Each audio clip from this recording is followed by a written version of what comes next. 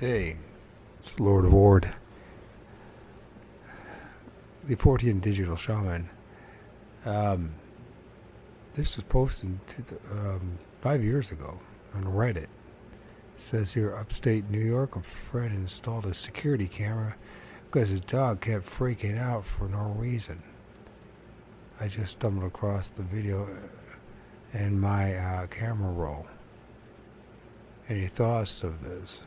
Side note, can you see the dog follow the figure on the bottom left? And my friend's outside with the flashlight. What's interesting when you look at the shadowy figure, and I'll blow this up,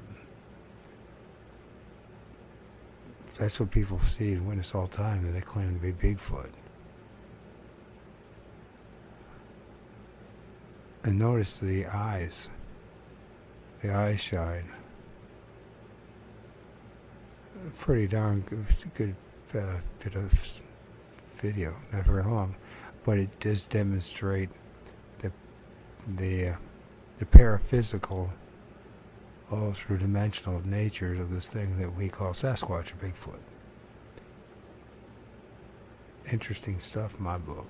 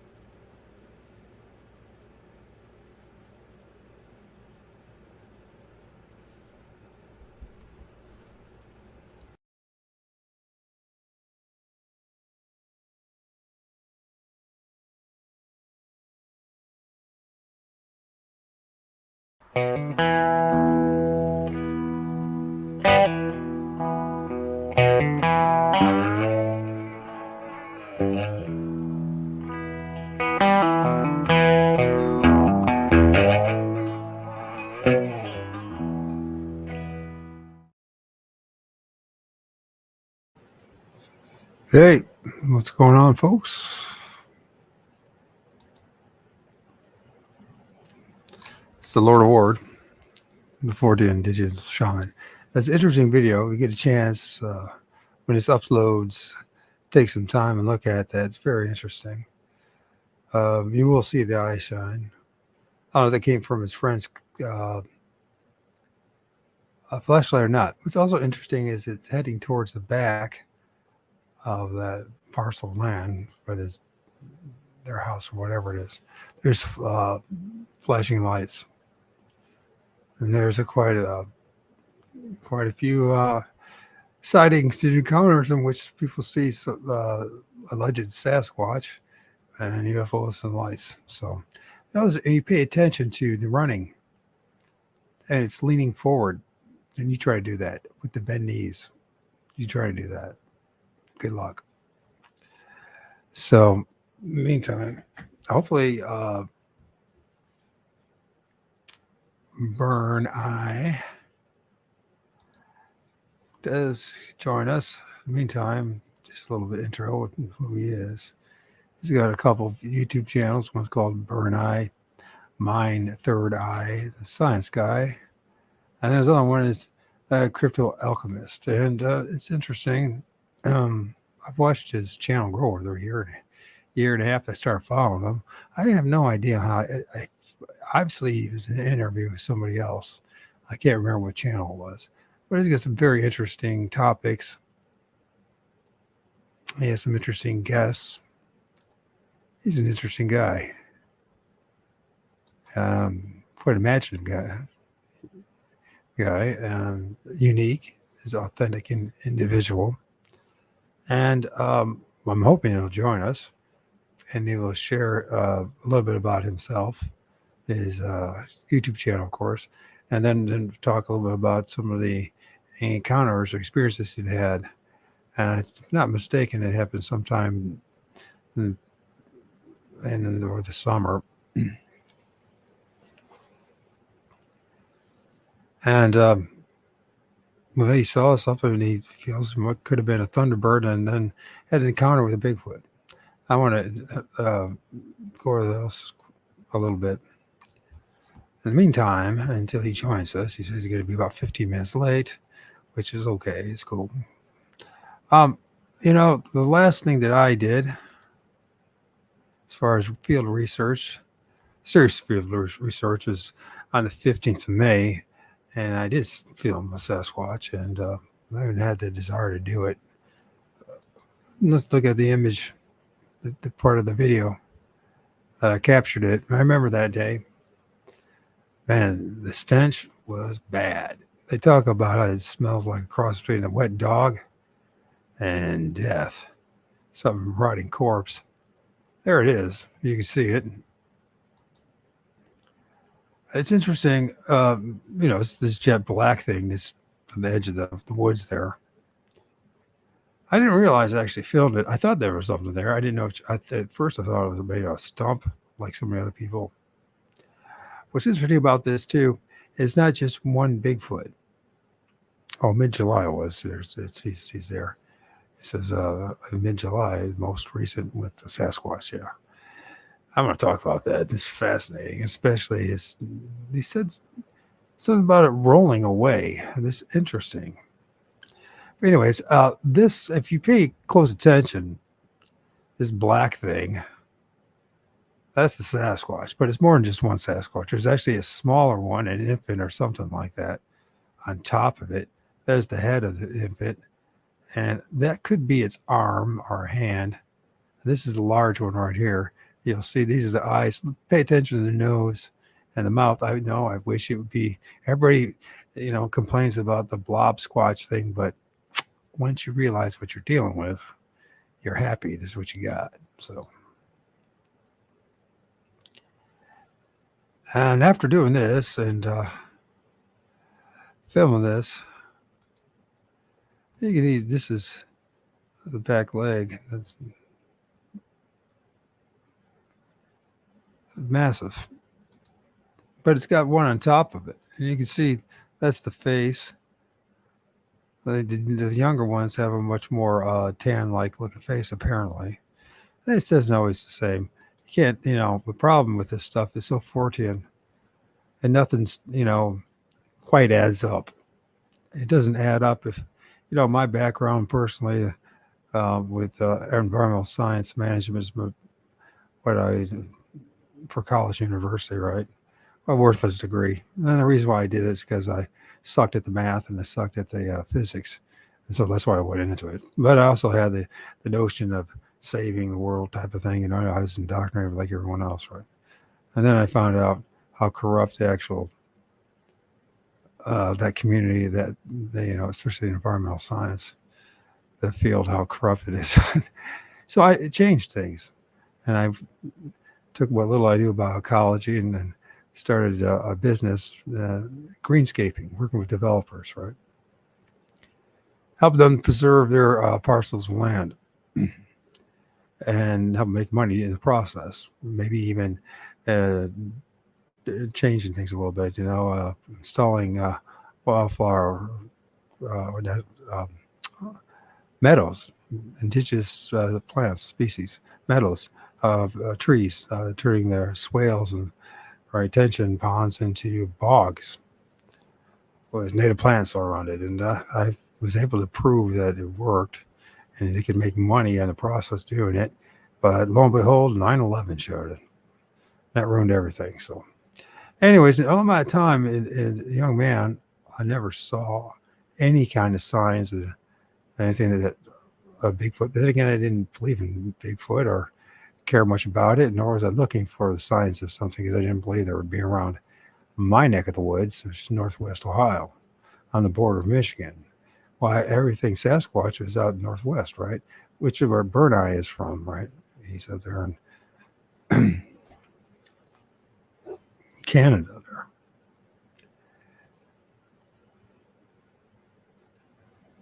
So anyways, back to this. This is the last time I bothered. I don't know what it is. I just, I filmed it. People aren't satisfied with it.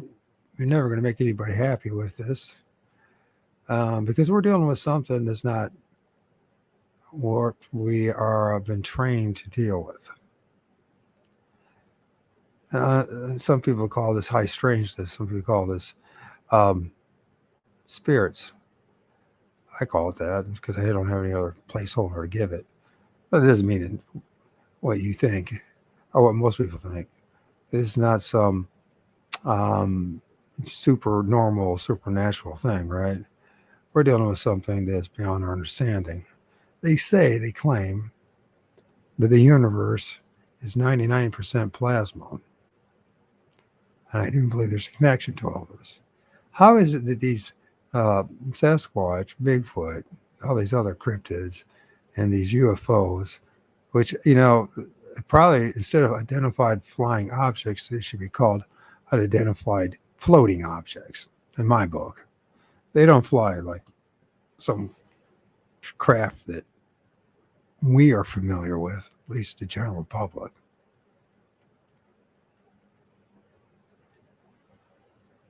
And usually when you end up having these, like my first encounter with the Sasquatch back in 2017, within a week and a half, lo and behold, my first encounter or sighting with a UFO, unidentified floating object, and which, when I remember it's going to be in my book that I'm writing, as I'm looking north up in the sky, having a cigarette by my mother's driveway when she was still around with us. Yeah, they were in the northeast, several hundred feet above the trees. There's a object shifting in different shades of from black to white and silver, and it's just steadily floating. First I thought maybe it might have been a balloon, right? Maybe somebody lost their helium balloon, but it wasn't moving like a balloon. It was steady in its course, and it took a long time. In fact, it took. I couldn't take any pictures of it with my cheap camera. I tried to. I don't know if you ever tried to film anything with your camera, especially the cheap digital phones and that kind of stuff.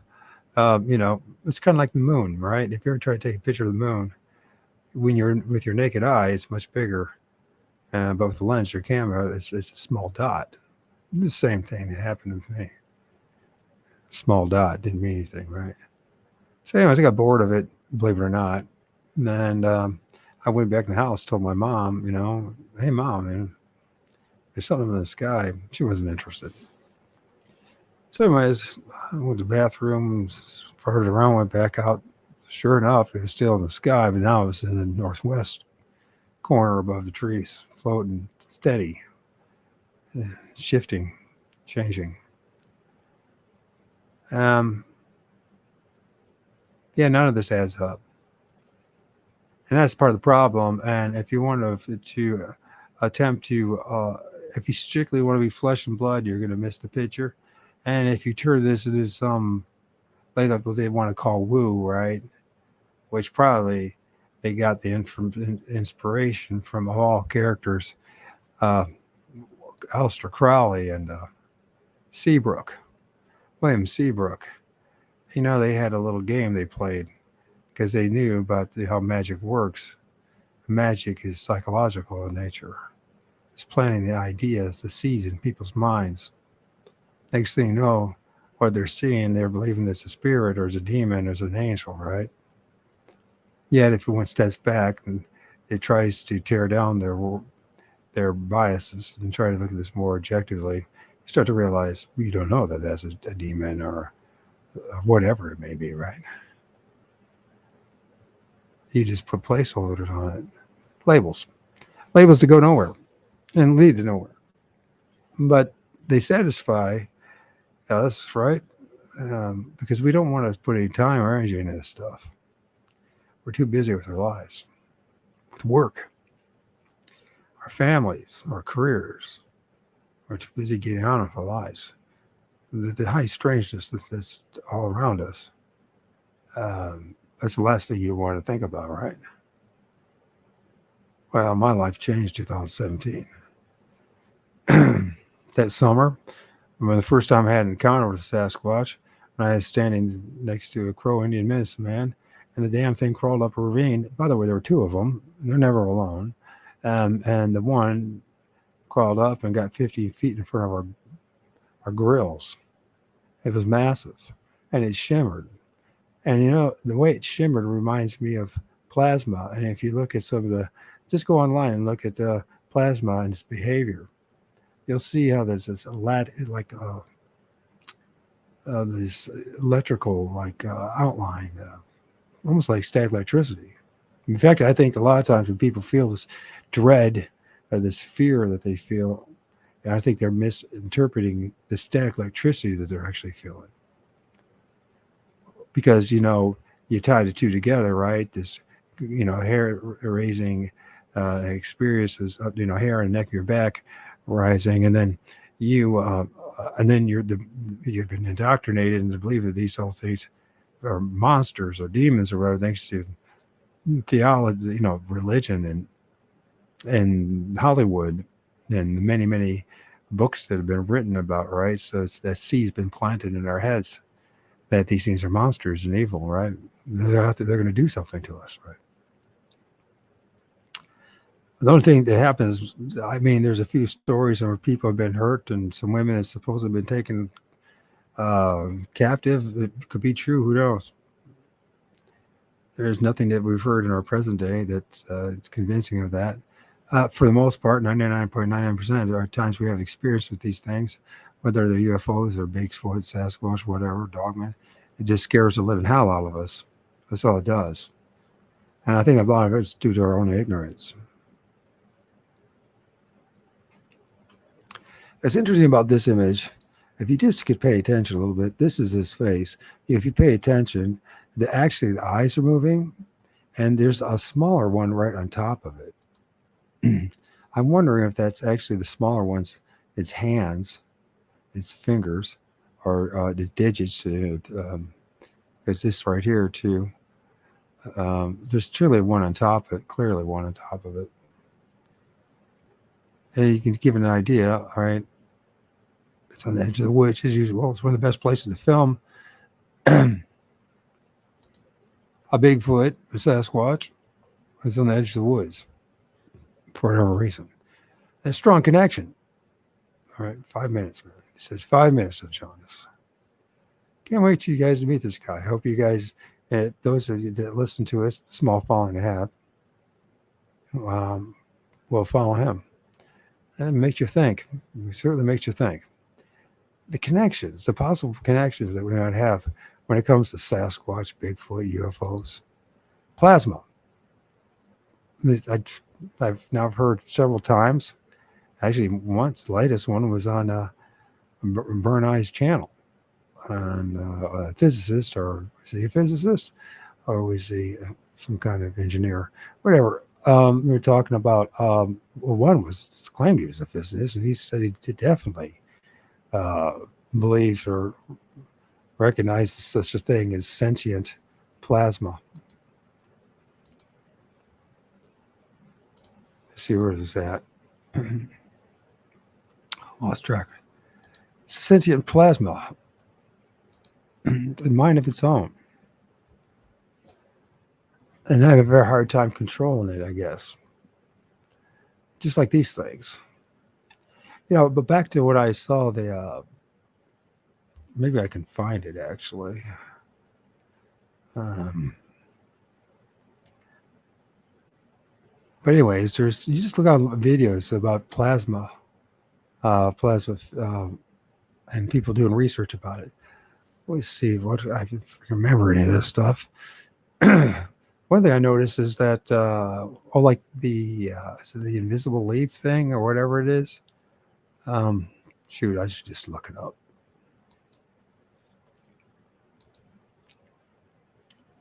I actually posted a video about it. I believe I did. Those who tolerate my reading, I appreciate that. That's what we're going to be doing for a while.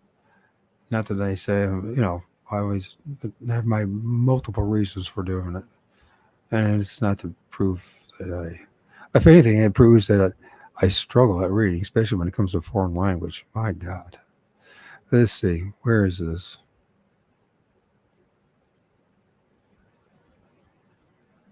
Did I post it?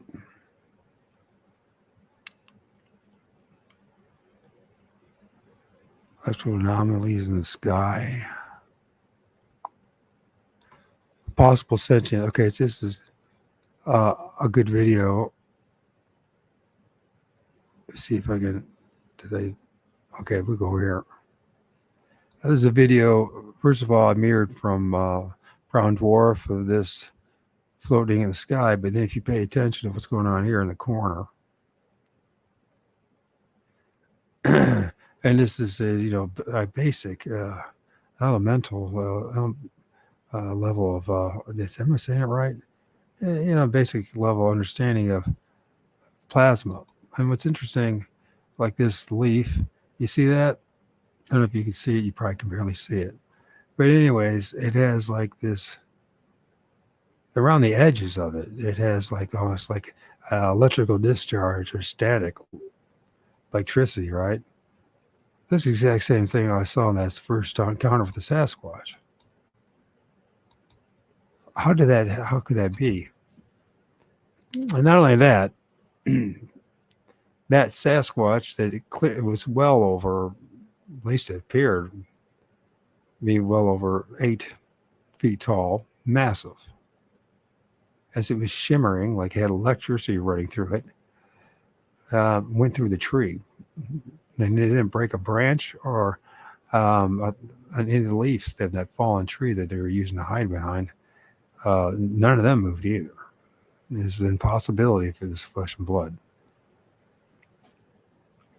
Now, I'm not alone in this, and the fact that there's many people who have said something similar to this, similar to the fact that they have had as part of their encounters with Sasquatch. Now, this is intolerable for most people, right? Although, when we look at many of the First Nations traditions, and particularly on my side, because my father was a Ojibwe, and a little bit of Cherokee, but mostly just Ojibwe. My mom was 100% Belgium. You see that? You see how the hands are doing that? You see that? That's exactly what it was exhibiting from the first encounter I had with the Sasquatch. I know I'm not alone who's had similar experiences, but has had a hard time accepting it or fitting it into their worldview, right? It's hard enough to accept the fact there is a Sasquatch. I mean, it's come on, let's be honest, right? But then, you're telling me, Mike, that you actually saw it go through a tree and it didn't break the tree like a ghost, like a poltergeist. These are just like placeholders, right? It doesn't have to be a ghost or a poltergeist. Part of the problem is in this world of ours, we know very little still. When you think about how we are designed, it's almost like we're never meant to know much. We're limited in our own eyesight. When it comes to electromagnetic spectrum, right, we only see the visible part. And not even fully that. Not only the full, and so, and then when you think of how we're designed, we can only look forward. I mean, none of us obviously have eyes in the back of our heads. So when you really think about it, even with your peripheral vision, you're still not even seeing 50% of what's around you. And just in a horizontal, in a plane, right? There's a little bit you can see up and a little bit you can see down with your peripheral vision, but well over 50 to 60, it's more like 60, 70%, you don't see. You have no idea what's around you. And that's how you operate through your whole life, right? So we have very limited, as the Bible says, dimly we see, right? Not that I promote that at all, but the fact of the matter is, we don't know much about our reality. That's okay, man. If maybe you're listening to me while I'm talking. It's all right. It's all right, Burneye. It's one of the things. I'm just happy to talk to you, dude. If you're hearing me, because I like you. You're an interesting individual, and I think you have a lot to offer to the. So you see what's going on with the hands, and then we have the phantom lead tree leaf. See that? And so, what if I'm right about that? Maybe there's something that's or I mean, look at this. This is I call it UFO, right? I like, and I've been thinking of the same thing, and I like that Brown Dwarf brought up floating, unidentified floating objects. Because for the most part, when we watch or see these things or film these things, they're not traveling like some kind of contraption that we've made, like an airplane, right? They're not flying as much as they're floating. You start paying attention to it. At least that's the appearance. And how do these things morph and change? All right? How do they do that? If there's simply just some, and here's the other thing too, you can't just pigeonhole everything and say, well, this is exactly how it is. You just like when it comes to Sasquatch, right? There's times these appear of flesh and blood, and it's almost undeniable. If the Patterson film is legit and it's not some Hollywood production, which is to that possibility, there always will be that possibility. As much as I want to believe that it's a legit thing, there's always a possibility that it was Hollywood production. I mean, it's big red flags because it was posted and it was edited and at Hollywood and probably Laurel Canyon in particular, and then it's magically and posted or allowed not to post it. It was in the cinemas not shortly after that. What about all the other ones? What about all the other filmings and sightings of the Sasquatch? Why aren't those in the being showed on the big screen? Makes you wonder. These are questions. And then the amount of hoaxing that goes on. It's outrageous. I mean, I've had people, and I'll bring it up, and I keep bringing Rick Grimrack.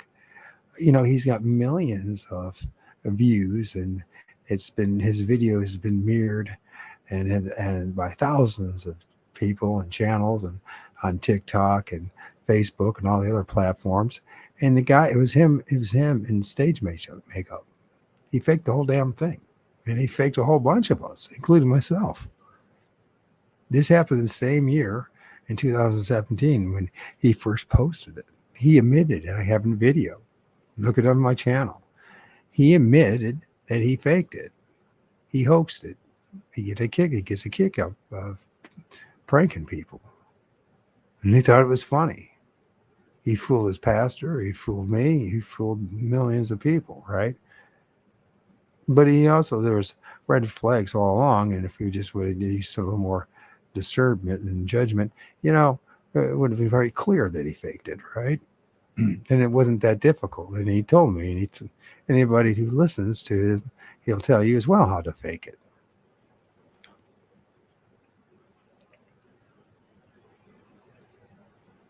You see what he did is he first called his pastor and pretended that he was there was a gargoyle, something that looked like a gargoyle, right? And there's other people who say like it looked like a Bigfoot or something like that, right? And he made it all up, and he got the guy to speak in tongues and everything, right? And then he filmed, and what he did is he put his phone on his kitchen table, and he has a screen door that's like a black mesh screen, and he filmed and had that between the camera and him pretending to be this gargoyle, is what we called it, right? But it looked like it could have been a white Bigfoot too, right? And he moved around and jerked around, did everything, and he faked it all. He drove 2.5 hours to my place where I'm sitting right now. He told me right where I'm sitting right now. Well, first of all, he lied to me, flat out lied to me, and didn't. And we have a tendency when we're doing this stuff, especially after we've had our own encounters, to be, lenient, not too judgmental, because we don't like being judged ourselves, right? We don't like the criticism and the mocking and all that. So we give people the benefit of the doubt, right? And to proven otherwise, right? Well, it was proven otherwise. Because what happened was, I guess it's downtime, it was during the scamdemic, and he said, maybe I'll do another one. I'm going to fake it again. This top problem, you see, that this time I already met Rick. I already know what he looked like. He's got a very Roman nose and very, Roman-like built, short, stocky guy, talented guy, by the way, but strong, big arms, biceps, that kind of thing, right? And healthy, in shape. And he put this latex all over his body and everything, and over his hair and all that. And he tried to do the same thing. And he asked me, he actually called me and asked me, this is when I was a Christian fanatic, and I no longer believe in all that kind of stuff, but at the time, and I didn't do the praying in tongues and all that kind of stuff, and I wasn't all that. Yeah, it kind of backfired on me, see, because I just said, well, God, if there's something going on with my friend Rick, to protect him. You know what I mean? That's what I said. It wasn't anything fancy, and I didn't start speaking in tongues and doing all that crazy stuff, right? And then he sent me the video. And then I talked to him. I called him back, talked to him, and because I said, hey, let's do a show about it. And he was going to do it, but he never got back with me, right? And this is really strange behavior because he spent a lot of time with me, and it's always when there's something happening, he would call me, right? And he needs someone to talk to, you know what I mean? He was scared and frightened because weird things were happening once again in his backyard, right? Around his house. Well, it turned out he was faking all of it, right? And he admitted it, right? But the problem was I knew what he looked like. And so when he sent me the video, I go back and say, hey, Rick, that whatever that is, it looks an awful lot like you. Because it was him. And so he made up this silly excuse. Well, my grandfather looked like me. I think it might have been my grandfather's spirit, right? Well, I really broke down that video. I wanted to give him the benefit of doubt. When the time I was done with that was so self-evident that was Rick faking it. And then all the pieces fell into place. And I was like, man, this dude did all that to try to fool me and fool millions of people. And he said he has a good time with it. You know what I mean? Some people, when it comes to this hoax and stuff, this is their pastime. They love doing this stuff. Some people love playing music or reading books or doing their art. For a guy like Rick, it's hoaxing. It's faking this shit. That's where he gets his kicks off. It is the way it goes, man. It is the way it goes. And so, what do you do about those sort of things? You have to deal with all of it, especially once you have your own encounters and experiences. I started this stuff 2017 out to disprove Sasquatch. It was a bunch of bullshit. Just another one of those government psyops. You know what I mean? And this is named after my own big brother. He's got his own issues, but he claims that him and his wife saw one in California, in the same region, same area as Sasquatch. The Patterson film was filmed. So what do you do about all this? You know what I mean? What do you do when you actually have seen stuff? You've seen things and filmed things. but they're not adding up to what the official narrative is. They're not adding up with what everyone else in the quote unquote Bigfoot community is barfing out, parroting. What do you do? Well, most people, they just shut up. They don't say anything. They keep their mouth quiet or they just move on because they realize that they're dealing with something that's bigger than them and they don't want to deal with all the heartache and pain and frustration, right? So what I'm hoping when it comes, if Burneye can join us, is the fact that, and anybody that does hear this, is that he had enough guts to freaking bring it up. And one of his lies with some of his buddies. I mean, we're talking about people who are very hardcore in their science, right? And for you to bring up that you saw or thought you saw or had some kind of experience with Sasquatch or a Thunderbird, you know what? They're gonna make fun of you. What's going on, Diesel? It's good to hear from you, man. I haven't seen you in a while. See, you're still pumping out the videos, bro. So what do you do about that? Well, I have most respect for anybody who's willing to admit it or to say it or say that they had an experience. Why? Because I've had my own. And I also know what it's like to bring it up because people are going to be brutal about it. And you're going to lose friends and acquaintances. Now, you guys, most of you don't know who I am. Glad to see you too. Still at it. Yeah. Yeah. Thanks, bro. It's good to see you as well, man. I should probably post some of this stuff. I guess you're. So there's Diesel. I see he's loading it up now. I know that he's got his hands full, so hopefully he shows up. That being BurnEye. And it's, a lot of work trying to survive and have a YouTube channel. I used to have thousands of subs too. Before I laid myself down and if I fell on my sword with the hope that it might save a few people's lives back in 2020, I knew exactly what was going on. I already knew about Agenda and or Event 201, excuse me. I already knew about the World Economic Forum. I already knew about the Jesuits and the Vatican and their plans. So I decided to do it. I know Burneye too. Watch Autodidact. He was, yes, that's where I found him. Thank you for reminding me. That's exactly how I discovered Burneye too.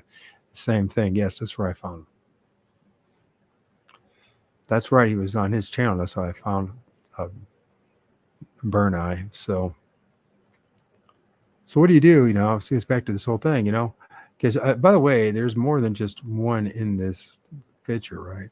Once again, the one that I filmed here, this is the big one right here, right? But then he's got a small one on top of him. Well, it's hard to believe. It's hard to accept. But you got to spend some time looking at this stuff and break it down.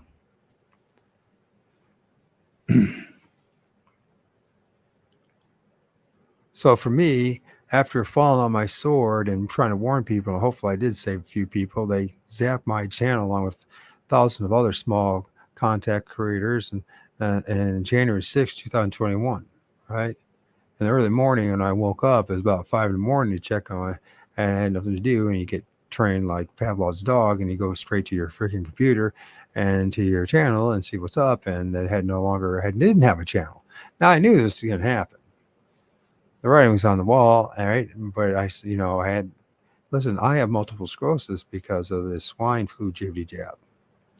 So I know what it's like, and I've been living with a living hell since 2009, and I didn't want to see anybody else go through that. In fact, during the course of that time, I saw my own mother end up being forced to take it and end up with a blood clot in her brain and a stroke and died. I had a barrier in 2021. And the way this shit show Soul Trap Matrix works, still haven't had her on her tombstone. The date still not been graven into her tombstone when she her day when she passed away. Can't get them to do it. The number of things I have gone through because of speaking about the truth and sharing with people the truth that I know, and it's been a painful process. We live in a world where people don't want to know the truth.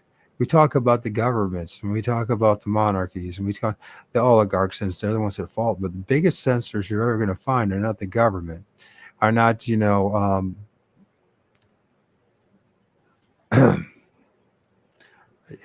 the institutions of great power.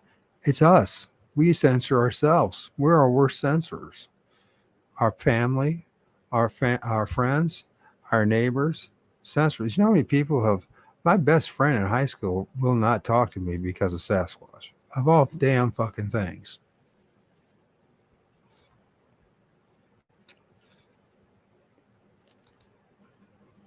This is death, the evil world. Yeah, it sure is.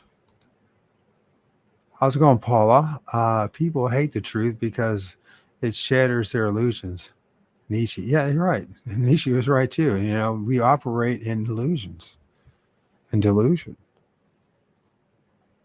Until you can get to the point where you can live comfortably with uncertainty. Yeah. And then the problem is now you got people around you that cannot do that. They cannot tolerate or accept the fact that what they believed in all their whole lives is a lie. That's across the board, by the way, I've discovered. Whether it's religious or whether it's political, whether it's you name it. It doesn't matter, right? And we make these facades, the constructs, for help us navigate and tolerate this world. I mean, it's a brutal world. So we play make believe, and we're taught that since a very early age, right? Like, remember, and when you were a child, and maybe it was in recess and out in the playground, and the cool children, everyone, forms their little groups, right? And we see the popular kids and what they're saying. And so in order to feel like we're part of the group or, accepted, we go along with the narratives that they were taught from their parents and for their communities and their relatives. And it goes on and on and on. This was so easily manipulated. All of us are. And so, at least I see at this point, you have to step back. You need to be willing to listen to other voices. Voices that, might find cringing and cringeworthy. That's the right way of saying it. They might say 99% of what they say you can't stand, but that one thing, that one bit, and a nugget is what you need to hold on to. What's going on? What's going on, Burneye? Nice to meet you, Mike. Thanks for having me. Sorry about the delay, but awesome just discussion you've been dictating to the audience there. A lot of stuff I agree with, and some things that I hadn't even really thought about, especially when you're mentioning like my own case and like bringing it forward and the possibility of actually potentially losing friends over like my experience in talking about it, just because of people's hard held beliefs, especially in the science like narrative community sort of thing of it's impossible to exist in their perception of reality that it becomes offensive, sort of thing. Right. And I think part of it's the indoctrination, right? And so they think it's, they're conditioned that it's something supernatural, super normal, right? Or it's just, like you said, it violates their worldview. But what if possibly, Burneye, what if we match the two together and maybe we're closer to the truth when we do that, right? In other words, applying the scientific method the best that you can, seeing what you guys are doing. But anyways, before I get any further to this, folks, this is Burneye.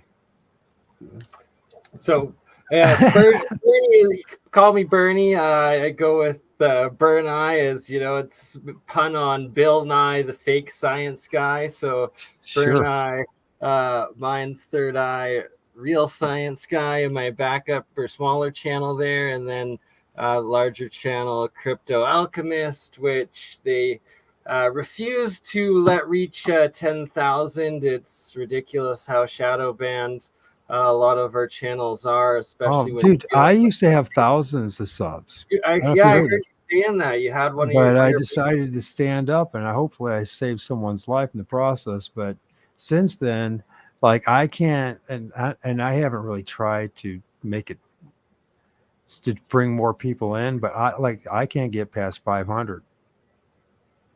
Well, I can't. I just watch the numbers. And it's like it's so. Yeah, exactly. You're a small one of the small beginner channel basically, because they made you restart. They did the same to me after 1 year in my original channel, Bernard Conkin. They removed, deleted. I was one of the first to share StreamYard links with the live chat, and the I guess I'm assuming it was the individuals operating those annoying porn bots that used to come spam the channels with porn links. I blocked them, and then I posted the link for people to join. It was during 24 hours into a 48-hour live stream that I had was doing. It was my original or first 48-hour mega multi-stream, and it was also on Autodidactic and a couple other channels, but that they imitated another live viewer member of the community, took their profile picture and their name, used it on their on the StreamYard account when they came in. So I assumed it was just a community member, and I was walking just from my one laptop to the other laptop where I control the camera for the live experiments. And in that 10 seconds, this just some sort of Southeast Asian individual with the world's smallest little tiny thing decided that he had to share it with everyone, exposed himself, and it was live for about 10 seconds before I was able to boot him. And then we continued on for another 24 hours with panel discussion and whatnot. And YouTube then decided a week later to terminate my channel, and still haven't given it back. It's amazing, isn't it? But it makes sense, though. The greatest threat is not the big channels; it's the smaller channels. The cuts by death by 1,000 cuts. That's the big problem. So I see where they're up to. So I've been doing this for 10 years. So it didn't really at that point. I had made a decision 3 years ago. Was my ego and the channel that important, or what if I could save one person's life? So I decided to go with the latter. You know what I mean? Sure. And I hope I saved someone's life. You know what I mean? Absolutely. Question: do you have a paid account with StreamYard, or just the free one? Oh, I got right now this year, but I think I'm gonna the paid account. But why? Do you mind turning on the restream option, and then I can go live on my channels, and we'll try to help you get up past that 500 and get you some more. Sure. How do I do that? I've never done it before. I've heard you talk about it, but I've never done it. So I believe it's just a little checkbox option when you go into settings. And then there's general, there's camera, there's audio, there's I believe it's general. And the general says shift video up for comments and banners. No. Audio. Maybe it's under is there an audience tab? There's guests. Let's see. Yes. Yeah, I believe it's guests can stream this. Okay. Okay, it's right there at the top. It says guests can stream this to their own destination. Is that what it is? That's the one. And boom, the option is there. Cool. We'll add it on to the Crypto Alchemist and Twitter. We'll go on Twitter. Awesome. Yeah, that's awesome. I'd love to. So I'd like to talk more about this stuff because I Actually, I wanted to talk to you 6 months ago. I reached out to you in an email that probably went over your head. And I don't blame you. You probably said, this guy's crazy. But I wanted to talk to you about the connection with the trees. And, but we'll talk about that later if The we have trees, you time. said? Yeah, trees. Trees are like, I have now at this point from my research see the trees as like the neurons of this world, of the earth, right? And they connect the underworld with the middle world, which we walk upon, and the upper world is the atmosphere. And they create some kind of, well, for one thing, they're doing research right now in Italy and a few other places where scientists, trees and the leaves, when they move in the wind, they create static electricity, and they're trying to figure out how to harness that. Now, what if and we look at these vortexes and we see all these symbolisms that you've been using, and all that, and what if each tree actually creates its own vortex, some kind of electromagnetic spectrum? I don't know. You probably have a better way of explaining it than me. Um, but Essentially like a sensory antenna sort of network of bio life force or something like that. yes, and you look at the forest and they connect to each other, and the trees and the branches and the leaves, and they call this static electricity. And what if you look at this in your channel here? There's this image right here, right? What is a good image of a toroid or a you know what I'm saying? Like you guys talk a lot about the Earth and how the pole, the North and South Pole, create like this toroid field, right? This electromagnetic field that rolls around the Earth, right? What if each tree does that same thing, and somehow, because You're actually real onto something huge there, and it actually looks like they connect in and are harnessing from that energy grid and field, and that essentially they're these what just had the name on the top of my head. The electroculture, that they're harnessing energy from atmospheric electricity and bringing it in and using it a bit, that they're these biological antenna. so what I am doing for if you use my P900 and you look at some of these images, I am filming these things. It's not pareidolia. If you look at it, it's not pareidolia. These entities are manifesting. I'm trying to remove this whole thing about demons and spirits and angels and all that kind of stuff, and all the folklore that I'm not saying that there's not some truth to it, but if we need to rethink this, and what if they are using whatever these things are, whatever it is, right? This goes back to this plasma and sentient plasma. What if these are some kind of life form that is plasma, and they use the trees as like kind of like a highway to go from what we call the underworld, which is basically the soil, and all the way to the water table and all that, the elements, and then they use that tree to travel, and then eventually go up into the ether, the atmosphere. That is fascinating, and I like that idea, and it kind of ties into old stories and legends of both like the gods, the demigods, but also like magic and like sorcery and stuff like that as well. Because what I'm doing is I'm filming a lot of these things, and if you pay attention to this or go back and watch the video of Final Thought in images in the past 12 months, because what I did from 2020 until May of 2023, when I had my last what we would call Sasquatch or Bigfoot filmed, right? I filmed it, and then if you were seeing that, well, you were trying to jump on board, but I was showing the images of it. Is that like this one right here? If you pay attention, this is like an arm coming out. It has hands, and it's holding like something that looks like rocks, and then you can see the entity popping out of the tree. Our hands constantly popping out. I know it sounds bizarre. It sounds good. Listen, I have a science background too, and it wasn't until 2017 when I actually had my first encounter with Sasquatch. You would never have convinced me in a million years that any of this shit is true, right? But since my journey and all that, I'm like, these things are popping up, and I'm filming this stuff, and it's not pareidolia, folks. This is not pareidolia. All you have to do is go look up what pareidolia is.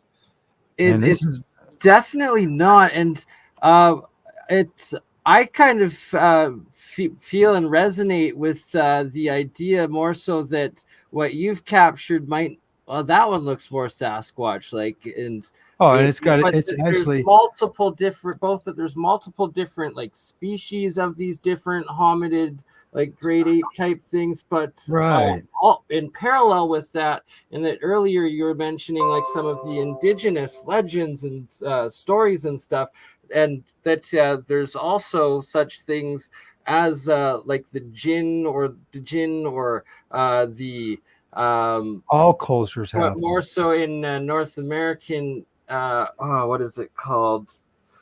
There's the skinwalkers, but there's also not just shapeshifter beings, but There's the Wendigo. There's the Wendigo. There we go. was. By the Something way, more like Wendigo, like. I filmed it. I filmed one if you could find it. Oh, there it is. Let's see if we get to it. There it is. So this right here, you see, this is the hand, this is the elbow, this is the hand with his claws. There's his arm, and there's the horned, or like the deer horns, and it's peeking around that tree. Can you see it? Can you see Oh the? yeah, I'm seeing exactly what you're describing. So, And all. but the thing is, Burneye, there you can't see them 99.99% of the time with your naked eye. And Well, for some reason, with the digital cameras that we have now, we can. here's the thing. They're not within the normal human visible light spectrum. But that's why some people on these hallucinogens, or if you're sleep deprived, or just some people are, well, everybody I believe is able to, but like you just train yourself and like as an adept, and practice makes perfect, and eventually you can see more things. But to go back just to the basic aspect of both psychedelics and stimulants, that you'll see people's eyes dilate huge, Yes. or go into little pins, and what that actually is doing is letting larger, smaller wavelengths of light into your pupils, and thus changing the physical spectrum size of light that you're seeing. So theoretically, you would be seeing in more of the ultraviolet as well as the infrared spectrums and dimensions, and that we have all of these legends of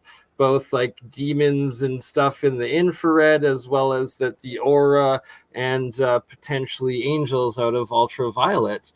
And then in physics, Jack Sarfati's been talking specifically about this red-blue shift that happens when going into this warp field, and time dilation, all sorts of crazy stuff, but real science and physics, and it has to do with going into these different spectrums of light.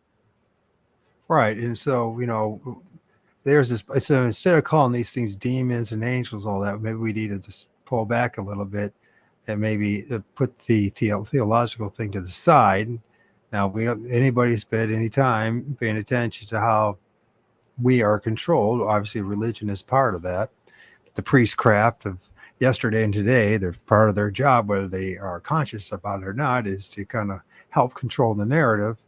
Now, one of these things are, this is what I'm, the ecology of,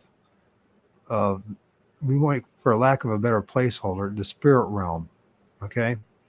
But really, if we're talking about maybe the plasmic realm, if it's true that the universe is 99% plasma, maybe thanks to the new technology we're having, we're starting to pierce through the veil that they talk about, and that concerning plasma.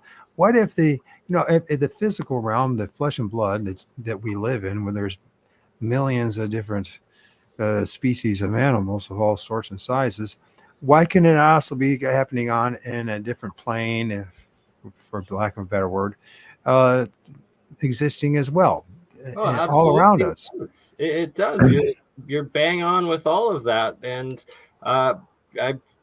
you're describing how this multiverse actually functions and exists, and it's undeniable that there is this spiritual dimension side of our reality, that there's multiple dimensions within this universe and reality, and that because of that fact, there has to be ways of interaction and explanation of these trans-dimensional beings, life forms, and experiences.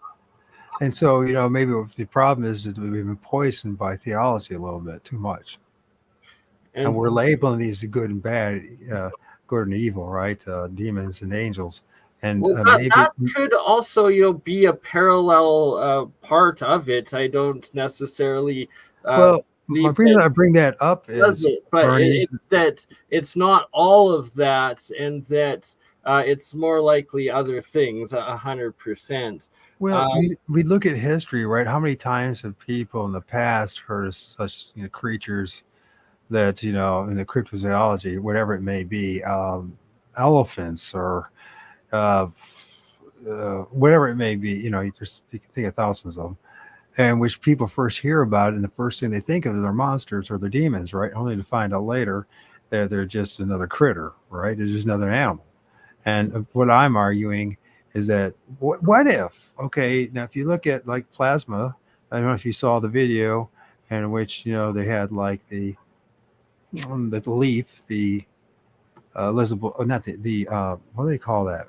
What does they call that in plasma when you see the electrical discharge or whatever it is around the outside, or you put your hands on it and you can see like the aura, is it? But it has like this like static electricity discharge, right? Is that what you call it? Like a arc, plasma arc, electrical arc out. Yeah, but if you're talking about the Kirlian frequency photography and stuff. You're the science dude, man. I'm just a dude that found out the Bigfoot's real. That's what I mean. I'm not. I do have a background in science, but I soon abandoned that a long time ago for other things. But yeah, overlapping frequency, static, yes, on the screen. There you go. That's the same thing. You touch you touch the the old television or your monitor and you get that static. What is that called? Is that just called static? Static, yeah. Well, the same thing is emitting a lot of times from these things that we call spirits.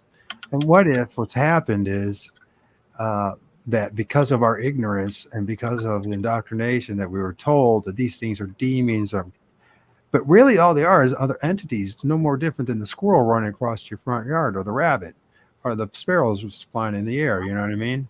But I see what you're saying. Yeah, quite. You know what I mean? And quite so probable. Well, because one of the things I'm thinking is I've had this experience too with these encounters where you have this feeling of dread and fear in which the hair of your neck stands up, right? Just like static electricity. And what if it's been just misinterpreted through theology and mind manipulation, right? For whatever reasons, maybe because they really did believe it in the first place, but they were wrong. That what we're dealing with a lot of times is people are feeling this static electricity when these. I heard you mention that the first time before I had joined, and in some instances, you could quite well be right, especially with ball lightning, like the ball lightning or the plasma orbs or whatnot, 100%. But for my own personal experience, when it was what you're describing as the possible Thunderbird experience that I had, I'm leaning more towards, it seemed like a potential like pterodactyl, petrodactyl, or like dragon essentially, or just giant bats. But it was in the middle of the night for one, but it was like I just had that feeling like I was watched, and then like the hair went up, but it's like it's instinctual reflexes of you're being hunted, your life is in danger, you are prey, and you're going into that fight or flight moment, and it's like because you're it's instinctual pump biological chemistry full of what the heck is it? Adrenaline, because you have to fight or flight for your life because you're literally being hunted or your life is in danger. And I guess this is the first cryptid story that we'll get into. Yeah, let's do it. Let's talk about this thing that you feel is a Thunderbird, man. And maybe it potentially could be the Thunderbird.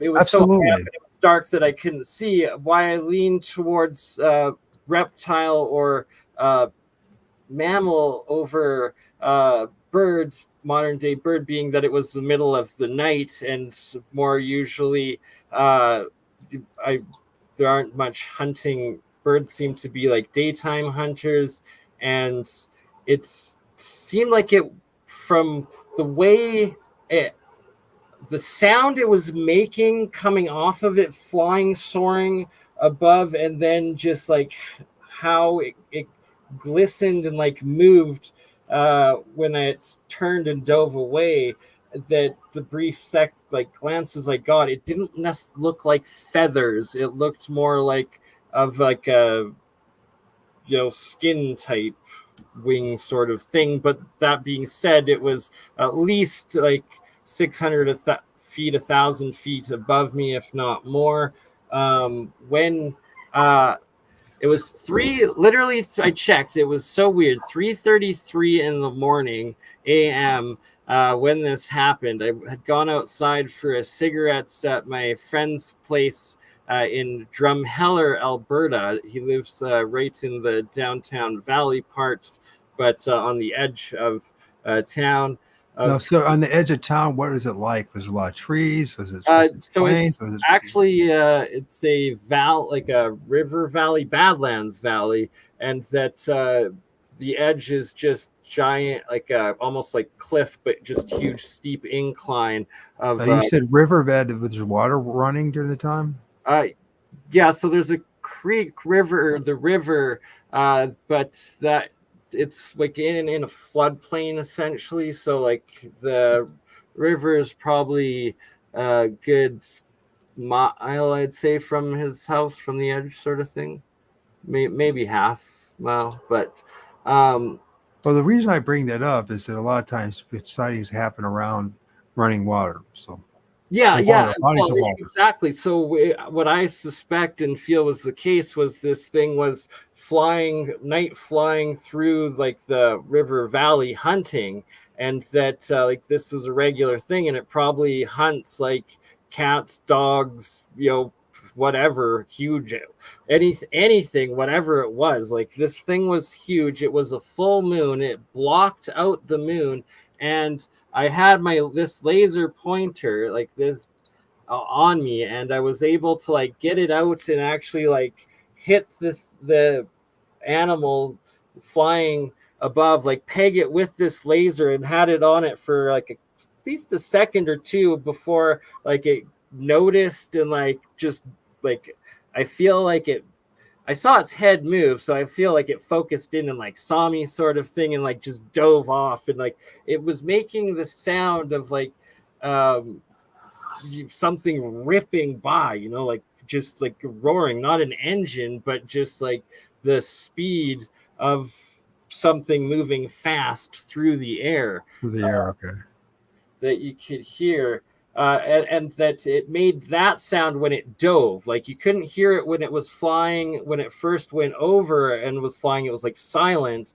And then it's like it crossed through the moon, like it was full moon, so like blocked out the light of the moon. That's how I noticed it, and I was like, holy heck. And then got the laser pointer out, pegged it, and then it freaking dove. And yeah, my girlfriend Amber, it was my friend Warren's house. Both of them came out and were like, Brian, what the hell's wrong with you? Like, what? Like, if you ask, anyone wants to follow up and ask them, they will testify that this experience happened, and that something had startled the fuck out of me, and that I felt like I was prey.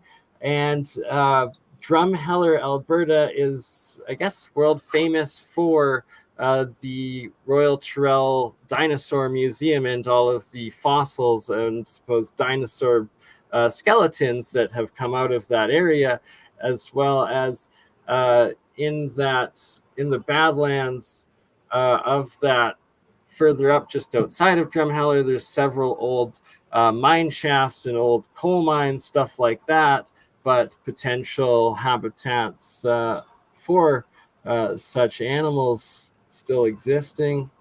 It it will stick with me for the rest of my life, believe me or not. Or No, I mean, there's plenty I'm of just traditions. There's plenty of the traditions out audience in there. general, right? It's it freaking happened.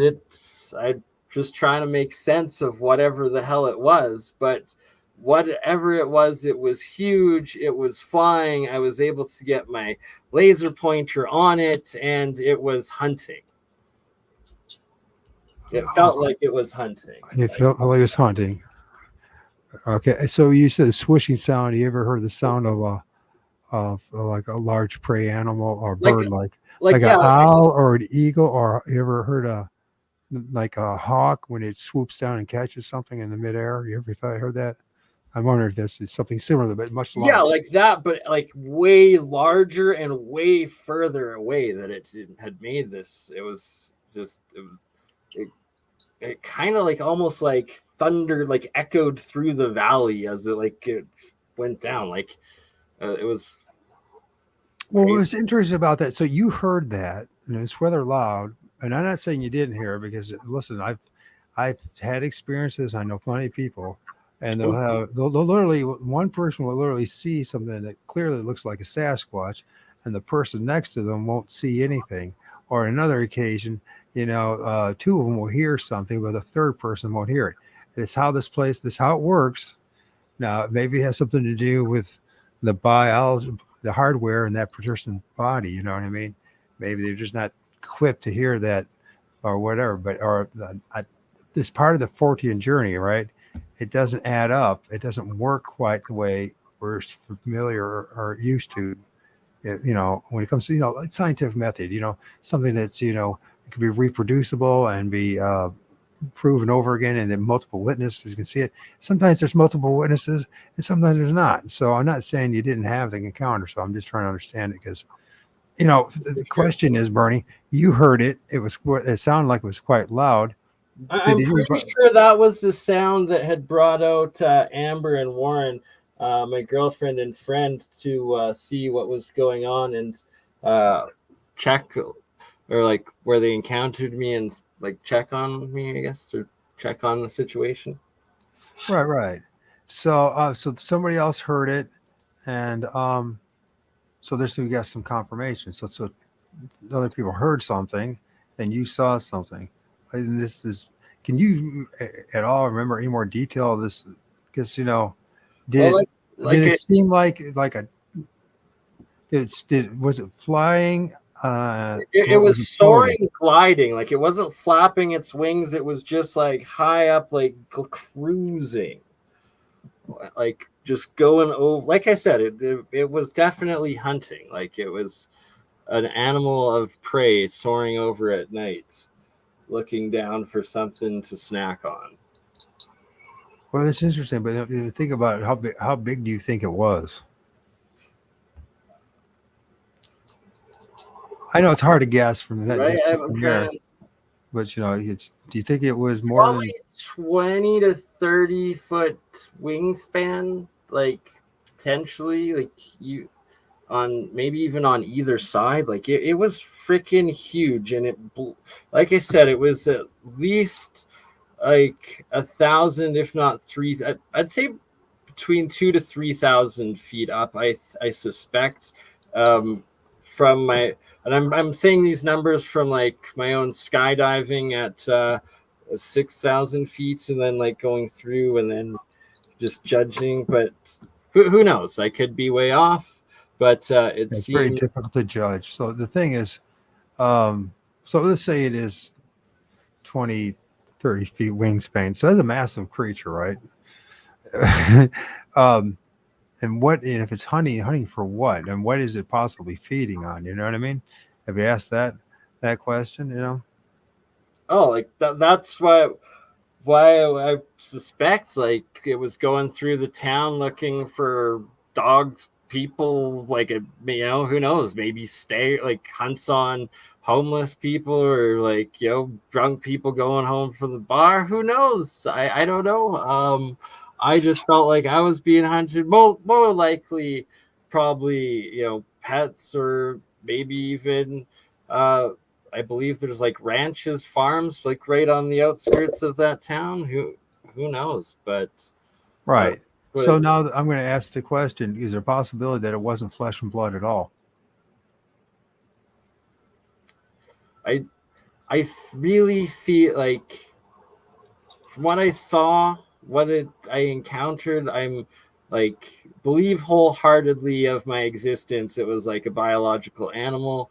I really don't think, but who knows? Maybe it was a drone, like a government thing, but I really don't think so. And like, it's like how it dove and moved. I just don't know. But yeah, maybe, right? Could it have materialized and been like some potential plasma being? I don't know. Yes, so, that's the fair answer, right? The fair answer, and this is what I'm discovering with this research, is that the most honest answer in all this is I don't know. Yeah, I truly don't know. But And the fact you bring that up, like the 3:33 a.m., supposedly that's like when this electric charge of like the ley lines like goes around or something, the Earth, the telluric current or something like that, I believe.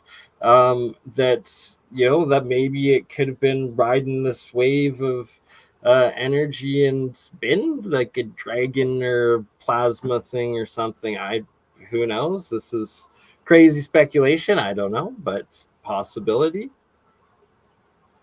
yeah, I mean, by the way, folks, John A. Keel, the author and researcher who had his own encounter with abominable soul man and out there in the region of Japan in that area. And, he has some great insights, and I recommend reading some of his books. Which, by the way, did you get that message about your top 5 books? Oh yes. What are your top 5 books? This always is a good indicator of where a person is at. So, and it's not to judge or anything. That is just know where you're at. Because Just God knows if you heard my top 5 books, you go, well, gotta do more reading. But number yeah, one, that's what I learned from my top 5 books. the Lord of the Rings, followed by The Hobbit being number 2. I don't know, or does that count as 4? But no, that will say that's 2.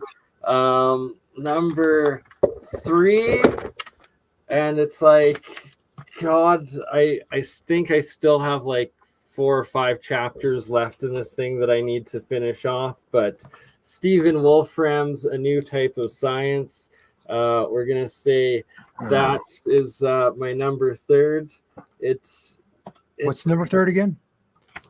A New Type of Science by Stephen Wolfram. But it's a painful analog style of read, but it's brilliant, and it shaped a lot of my understanding of the physical universe, just as well as like numbers, geometry, cycles, and systems. Interesting. Cool. Number 4, we're going to go with the Dinotopia series. Dinotopia. Yeah, and number 5, just flashback from full childhood, and choose the Bernstein Bears because we'll add in a little bit of what is that?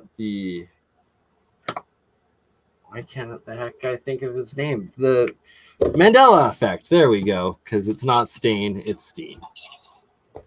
So yeah, so definitely. I mean, I had my own experience with the quote unquote Mandela effect. It would be part of my book, and I also, it's the bewitching hour between 3 and 4 a.m. is a lot of bizarre things happens. In fact, it'll be part of my book as well, in which my second encounter with this Bigfoot actually was in my backyard.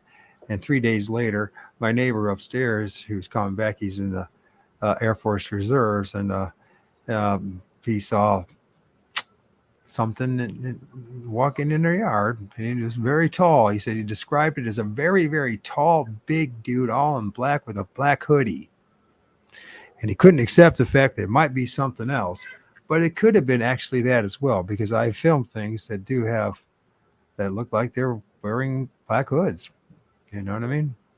I'm at this point in my journey and research, I do not uh, choose to label them as this, that, or the other because I actually don't know. You know what I mean?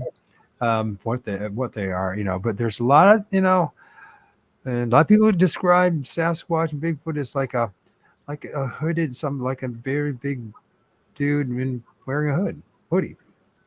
So, in fact, that's my And first sighting was something very similar to that. But could be so multiple different species or entities or just beings that people are encountering and all now, putting it in when you one saw the category.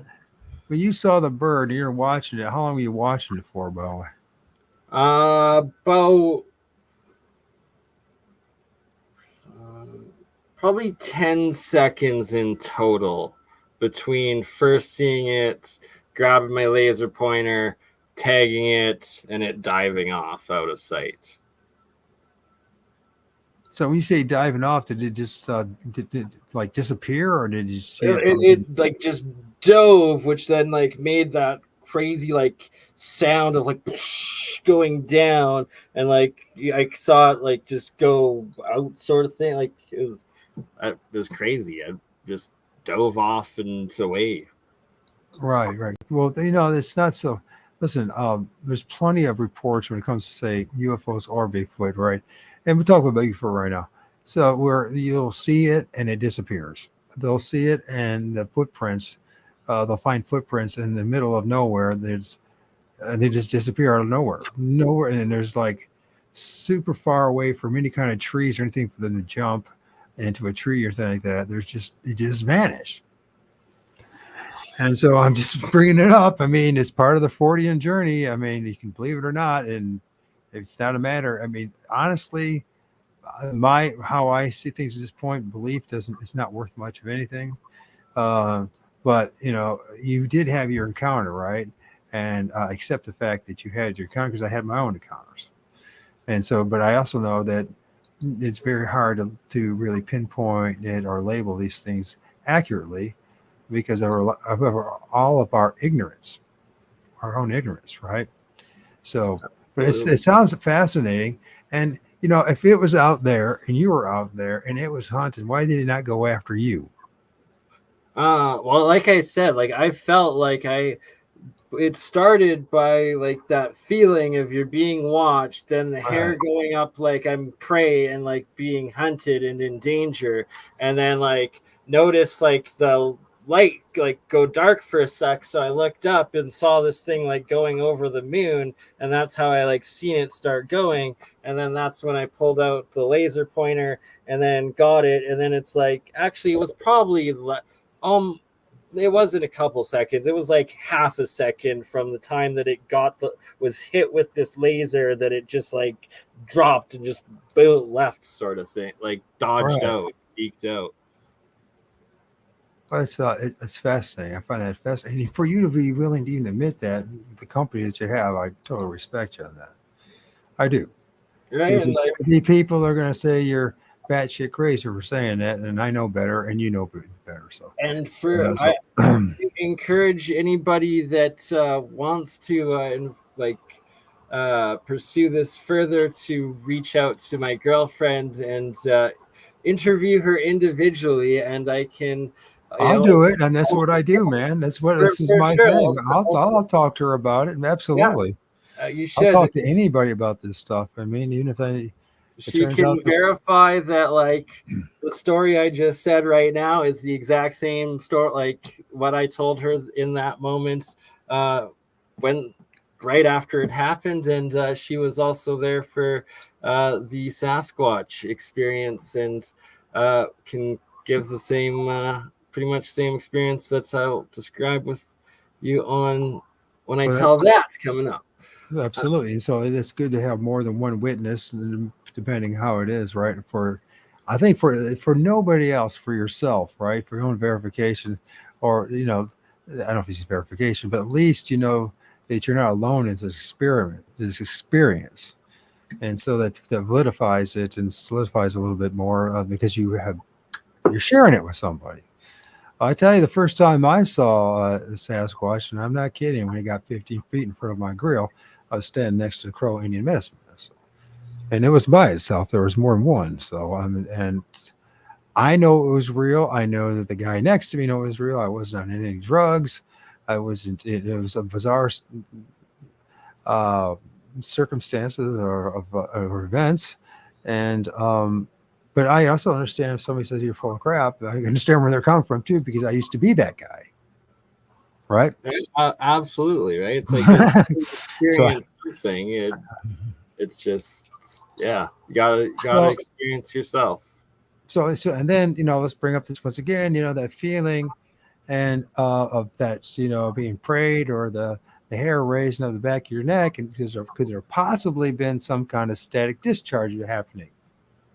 But I see in that experience, I don't think so. But Well, what if the subconscious in your mind is one thing is you have, or you are associating these things as giant, predatory. actually, I'm not gonna say no, because like due to this telluric current thing, the 3:33 in the morning, and that is like this electric charged moment of time that is documented that in science. So quite possibly. And shout out to Frankie, New West Reset.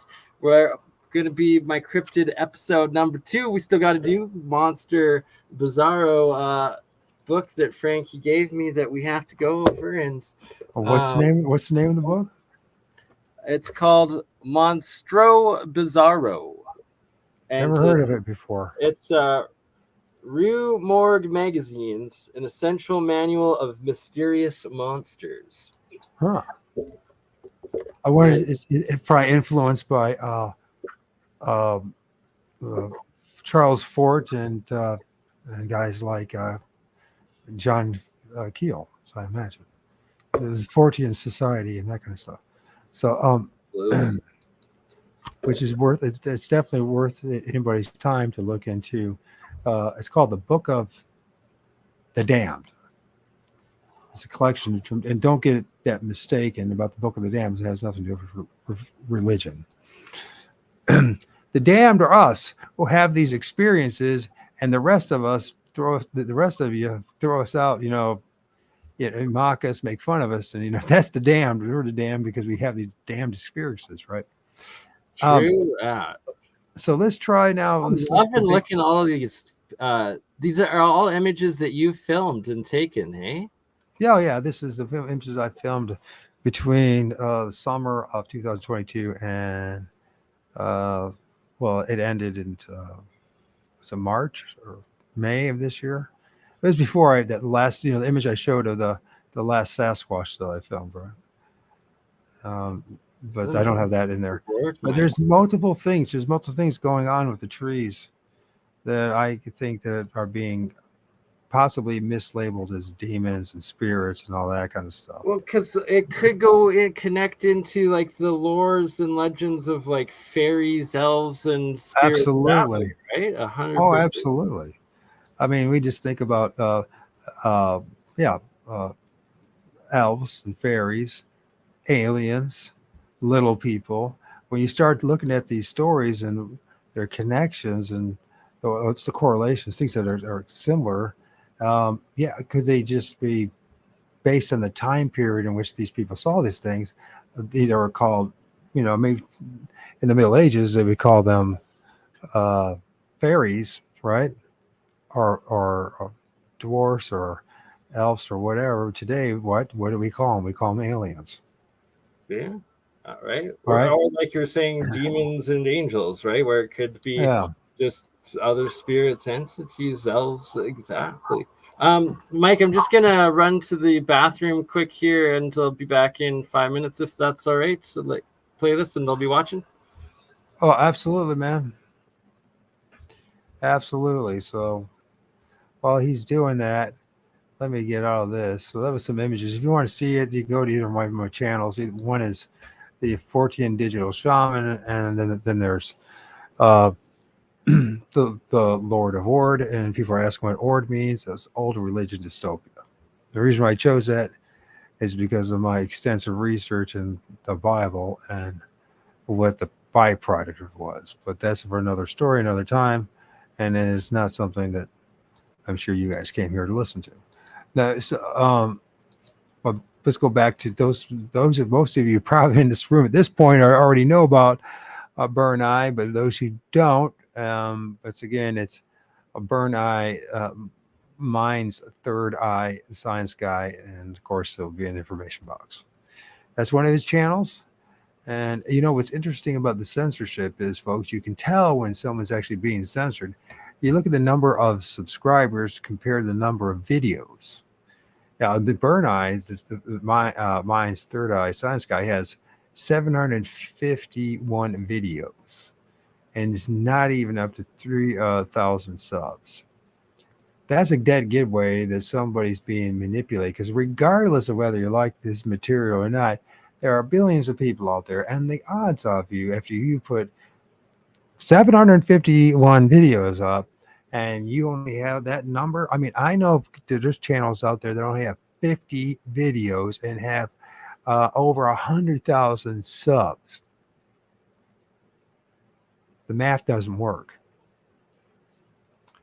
So just keep that in mind. And then the other thing here is with his other channel, which has much more, getting close to the 9,000, or excuse me, 10,000 mark.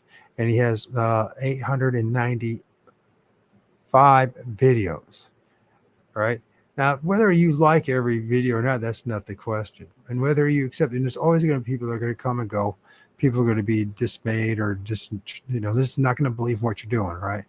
But that's a shitload of fucking video. Sorry for my language. And to have that many people, only that many subs, is a real red flag that someone's being censored. And how do I know that? Because I have firsthand experience with it.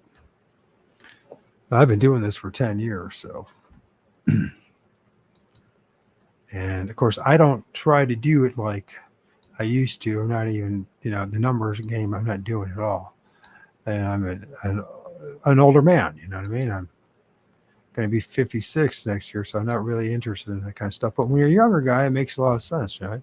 Especially if you had an opportunity to maybe generate some kind of income and your journey and your research to help you do it. Because it's a lot of work being a content creator. It's more than a full-time job. And the odds are you're not going to make anything out of it. So even with thousands of subs, because, most people aren't like, I can't wait to give you any money. Most of us don't even have the money. So, but I just want you to think about that. And so if you guys who are new to Burneye or BurnEye, go sub to his channel. He's got some interesting stuff. I'd love to talk to him more about some of this stuff. And I'm watching his journey. I'm just like, man, it looks so familiar. So familiar. It's almost like everyone has to go through this very similar journey in the process of coming closer to our reality, if you will, the world in which we really live in. I was talking about the 3 o'clock bewitching hour, and back to this whole thing about my neighbor. And it's a very bizarre experience that I had 6 years ago, in which it ended actually with my neighbor, a very straightforward, straight-lace Air Force dude, right? Just retired, right?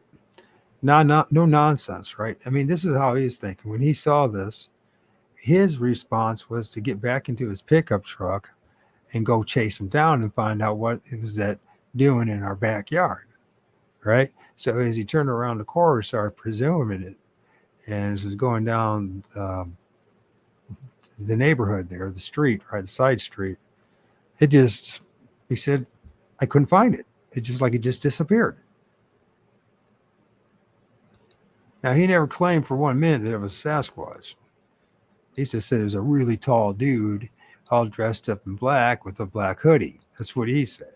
Because his mind, he couldn't accept the idea that there could be something else going on in our neighborhood. At this point, when that happened, I already knew that in our town that we had what we call Sasquatch running around in it. which, by the way, goes to another thing. We are told that these things are only supposed to be out in the virgin forest or out in the distance, out the west or, where it may be. But how many of you have ever thought in a million years that you would end up seeing something that looked like a Sasquatch in the middle of your town? Well, that's what happened to me, and I'm not alone with that. But most people keep that quiet, and I know an awful lot of these old-time researchers, cryptid and Bigfoot researchers, and they know about these stories, and they have their own stories, and they keep their mouth shut about it. And the reason why that is because the politics that are going on when it comes to the Bigfoot community is atrocious. And no one has, it seems like if you start sharing the deeper truths of what's going on, you are become a giant threat to the little money machine, that's out there, right? You will not hear this kind of stuff in your average Bigfoot conference and where they sell books and all that. No, you can't talk about this stuff. Yet I know guys firsthand who are well established in the Bigfoot community who know about this high strangeness that's associated with Bigfoot. And then here's another thing. A lot of times when people see quote unquote Sasquatch or Bigfoot, that before, during, or not soon after, they start seeing lights in the sky, or they see things that we call UFOs, or maybe look like Thunderbirds. And the question then arises, is this all mass hallucination? It cannot possibly be mass hallucination because these are individual things that are happening, or in groups, small groups. And, they're not people that have, been taking, hard drugs or anything like that. They're having these real experiences. So then the question is, what are they experiencing? How can it possibly be that something like a Sasquatch is massive, big? Just imagine the calorie intake that must be necessary to survive. And we don't find any evidence of them foraging, feeding. We have stories of them doing it. We might see them ourselves doing it, but we don't see any signs or symptoms, or not symptoms, signs or any kind of effect or whatever, environmentally wise. Okay, let's talk about carcasses, animals. I don't care how clean of an eater you are, you're going to leave stuff behind. Bones, whatever, hair, whatever. None of it's left behind. And when things are left behind, now we got to talk about UFOs, alleged UFOs, in which you have the cattle mutilations and the other animal mutilations, right? And it makes no sense. It almost seems like human beings did it. Or something that, by the way, we do have rich history of vampirism, especially in the oligarchs and the monarchs and the elite in places like Western Europe, in which they would bathe themselves. In fact, we got the one guy, which I forgot his name, who is a nephew or cousin of Pope something and the other, the sixth, who end up being actually, most people, their traditional image of Jesus is this guy, right? Anyways, his stories of him bathing in the blood of animals. And we have many of the oligarchs and throughout Europe who did that. They literally bathed in animal blood or human blood. This is something I'm not making up. And so then we look at these cattle mutilations and look at the animals are drained of all their blood, and that's it. So what the heck's going on? And where did these people get the idea that they could, make themselves look more youthful bathing in blood? It's part of the story. I cannot say it's the whole story, but it is part of the story. And it came to the same thing with all these other cryptids and all the different encounters and different experiences. I think it's really a mistake for us to dismiss this stuff as simply hallucinations or people's imagination, or there's something, you're not quite wired right. Maybe it's due to stress and lack of sleep and all that, and yet they're having these images and these visions. Well, there's more going on than that, because there's all sorts of people in all different walks of lives who are having these encounters or sightings. and they're not all universally the same. So now it's almost like we're experiencing some kind of light show or plasma like show where things are manifest for whatever reason. Is it just to screw with us? Maybe so. You don't know. Is it just to remind people that there's something greater going on in our reality than what we've been taught in the public school system and in the university and the colleges and in the workplaces and on the television? There's more going on than meets the eye, and that's the thing. And when it comes to this kind of research, if you're not willing to be open-minded and at least give the possibility that things are actually happening, at least give it that chance, you automatically you make these mental defenses, these constructs, and say, nope, it's not true. If it doesn't, if I don't see any bones, if I don't see it, a living specimen, I'm not going to believe it. Well, that's not the same thing. If you do see the bones and you do see the physical evidence, it's no longer a belief to begin with. You now know. So that argument is pretty lame. The fact of the matter is, we're dealing with something that's right now, we're just at our infancy when it's tying together the esoteric, the occult, and science with it, right? And I think instead of trying to dominate all different fields, trying to dominate each other or override each other, why don't we work together to figure this out? And just think the potential, whether it might be, we hear all the time about, Burneye talks all the time with other people on his show on free energy, some kind of, whatever craft it may be, or how they go about their travel and all that. It could change everything if we would just open up our mind a little bit and stop compartmentalize everything and say, nope, either, if it doesn't fit our worldview, no way, Jose, right? Well, I disagree with that. I think that we should really try to be like, and listen, if you start reading some of these books, not ain't that old, 50 years ago, from John Keel or Ivan Sanderson and others, and they all came to this very similar conclusion, and then something happened. The censorship happened is what happened. They were shut down. These voices were shut down. And it seems like there's certain groups out there who have an agenda, and that agenda is to keep you and I from talking about this in a more open dialogue. And what they want us to do is that we put in the woo camp or the flesh and blood camp. Well, why do we have to be in any of those camps? Why can't we just, investigate this stuff? If we have had encounters, put a little trust in ourselves. We're told constantly, and you guys are flying like machines tonight. That's awesome. Why can't we not be in any camp and just say, leave the possibility that there's something greater going on? Just imagine if we're even close to being right. Let's just say in the universe that there are sentient living beings made out of plasma of all different shapes and sizes. And we somehow get the technology and whatever's necessary to pierce into that and interact with that. And just imagine how, talk about rejuvenating all the hard sciences of, whether it's zoology, biology, physics, etc. You know what I mean? I don't think we should just throw it all out. I think North Street, we just say we have it all figured out.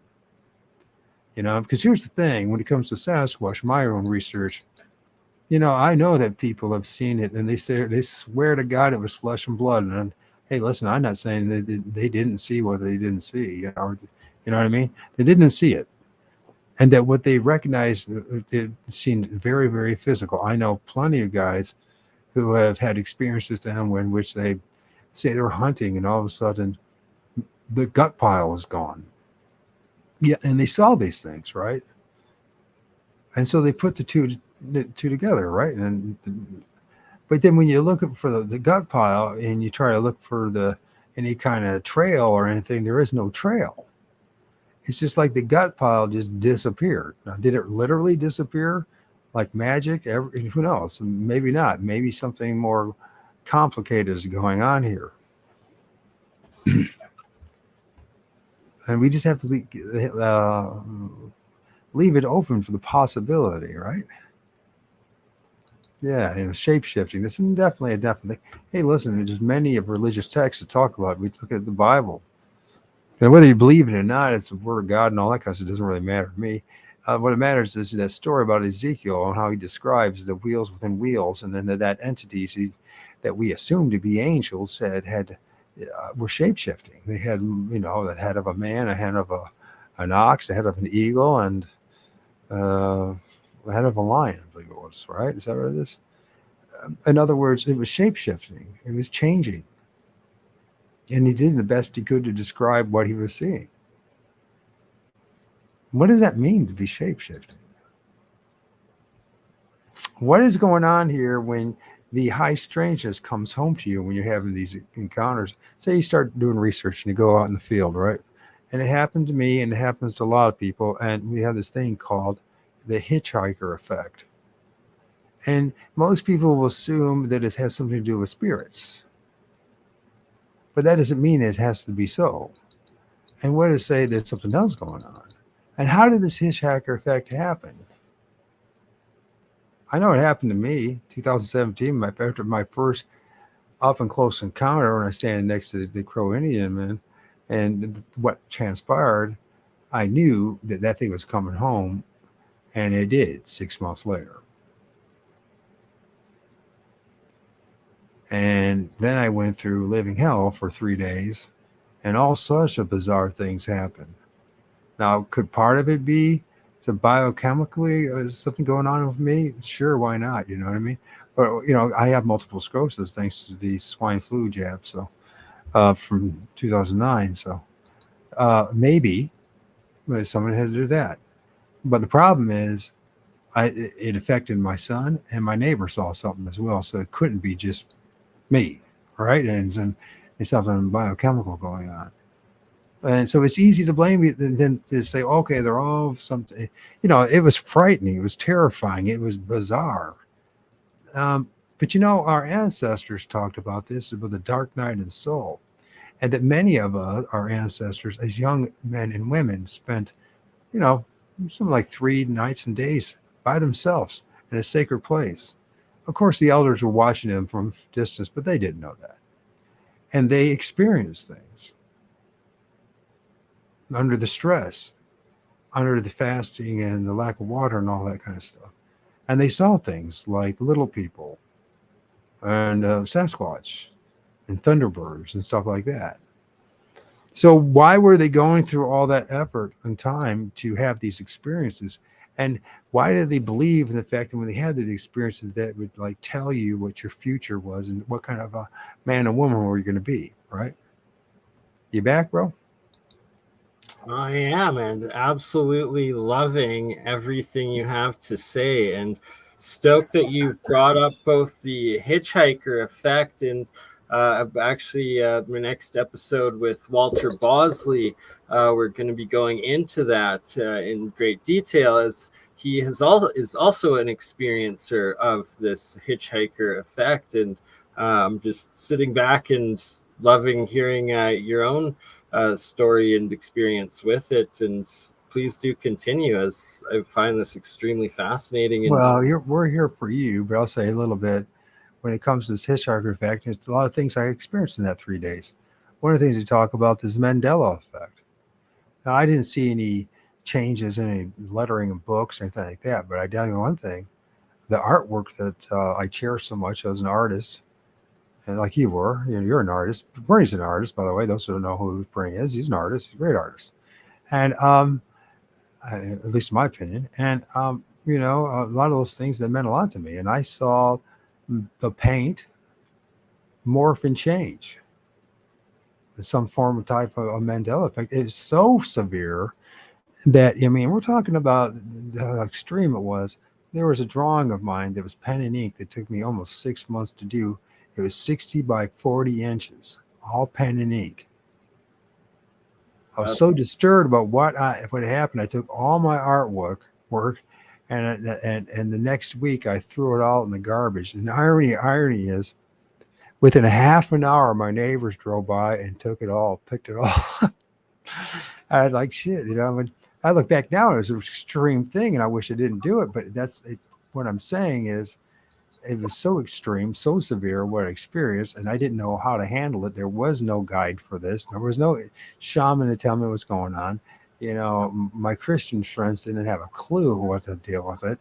You know what I mean? What they recommended didn't make it any better. And by the way, my experience is not alone. And I'm not knocking anybody. All right, you do what you got to do and believe what you got to believe. But I'm just saying this is my experience.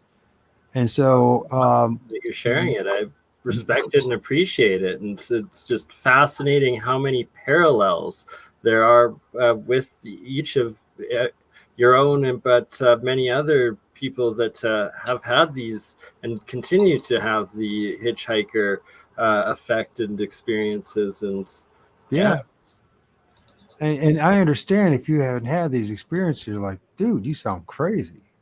And if well, I, it is you know, crazy. Like 6 years you ago, I'd be saying the you same don't thing. wish it on anybody, right? Like it's like, it No, makes heck no. sense, right? Like it's But like here's the thing. I think part of the problem is with our society and culture, and it's going back to the past and our ancestors and these different rites and rituals that we call today the dark night of the soul, in which we people, children and young adults were trained to have this experience, to understand what's going on.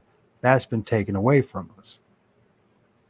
That's one of the consequences of our modern physical science like world that we live in. And there's the good and bad in that as well. And so I just want to go back to this whole idea about if somehow we can start to tie these together again, that I have the perception, and many others do, that at one time in our distant past, science, well, first of all, the occult science, and what was the other one?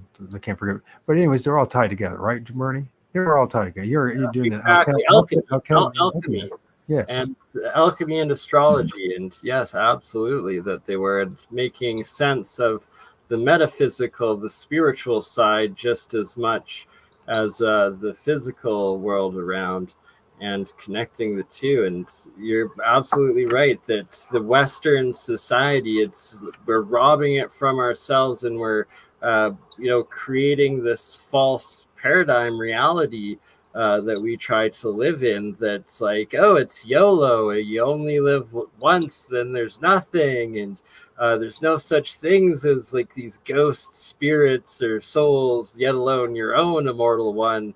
And that we've probably all been here before. And it's quite crazy in how we as a society peer pressure ourselves and trick ourselves to try to disbelieve our own experiences, and that you almost prefer to go looking for someone else to tell you that it's not real than try to deal with it yourself and just ignore its existence. But yes, and then part of the problem might be that we're grunting to people for advice who really don't know what they're talking about. Exactly, right? Like don't you should be going to someone that's experienced the same thing as you if you're seeking the trying to understand it and answers and make sense of it, as opposed to those that literally have no idea what you're talking about because, well, they haven't been through it. No, or if they have, they've been, say, tainted a bit from their, say, theology, for one, the religious perspective, right? That we assume that just because we read something out of a book from the past, that's the end all be all, and that was all there was about, right? But if you look at all these different like theological texts and books, what was the gist of it? Not only to try poorly as they did to explain where we came from, why we're here, and where we're going, but also the supernatural thing that's going on around people, right? This what do you call it, supernatural or super normal or abnormal something, you know what I mean? That people have for consistently throughout generations and millennia have had similar shared experiences, and instead of working together to solve the mystery, we end up demonizing each other or the thing that the people are experiencing, right? And Very all good. sorts of tales are told, right? And then when you start piercing into these, looking into these tales, they don't hold up. I'm not talking about the negative side of things. I'm not saying that all it's not doesn't negative doesn't happen, but a lot of times people, well, this one, listen, humanity, what makes us special in this creation is our imagination, and it's a two-edged sword. It can either be for great and for amazing things, or we can also use it for bad things. And also, our imagination can be used to twist ourselves up too, right? So we have to learn how to. Here's one of the things that's another problem in our modern day: the managing of our own imaginations properly. It's not been done. It's not being done. I know that the psychology and psychiatry is trying to attempt to do that and explain it, but they're not telling us how to to manage properly our imagination. You know what I mean? And I think part of it, it's deeper question than that, and they're probably not even doing a good job. Because when I say managing, I'm not only talking about our own internal, because most of our life is in between our ears, right? Let's be honest, it's between our ears, and then there's ours, and then there's the collective, whether the immediate group, your family, friends, and then your community, and on it goes. And that imagination can either be used for amazing things or it can be used to do destructive things. We all know this is not that brilliant. The problem is this what's important in all this is that we have not learned to harness that properly. What happened? It's a good question to ask, and then go from there. What happened? Try to get an answer, and then and then how do we manage it? How do we rightly align ourselves again with what we call the creation? Anyways, let's talk about your Bigfoot thing, man, because I want to hear about this because this is far out. When you told the little bit that I heard, I'm like, this is a great story. So I'm going to need a couple minutes as I'm just trying to get a video from the same location of these plasma orb UFOs that were filmed by Craig Headleyman. It happened in Headley, BC this past summer. That we went out to visit him, and part of it being to see the location that he filmed these UFOs from. And then it was in his own backyard that I believe we experienced a couple of these Sasquatch. So, Which yeah. is quite common. And I'll tell you, my first encounter, I think you might have heard it in the beginning, but I'll repeat it. My very first encounter with the Crow Indian medicine man a week later was the first time I ever had a UFO. First time I ever seen a UFO.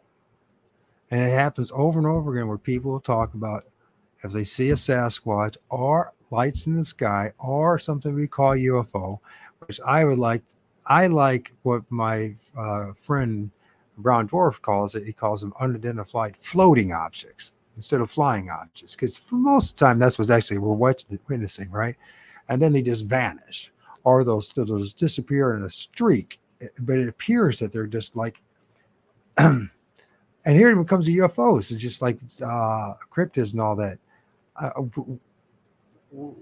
they come in different shapes and sizes, and some look mechanical like, and some are freaking just lights or groups of lights. Some are orbs, some are it goes on. And so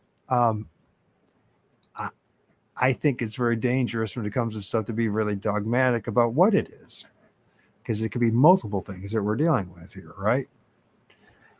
And I know that it depends on which path you take. You've been hanging out with some hardcore physicists, and people are more interested in that side of things and the mechanical side of things, right? Is that a good way of saying it? But that doesn't mean it's the only way. And I know that they won't be interested in the lights. At the same token, those who maybe are not very scientifically oriented, they'll focus more on the orb thing or the spirit thing and neglect the scientific side of it. And I think this is a very bad idea in my book, from what I'm seeing, because And I think we're doing it to ourselves. You know, the best way for us to be controlled, and we all know this, is we're divide and conquer. We're dividing and conquer ourselves when it comes to this.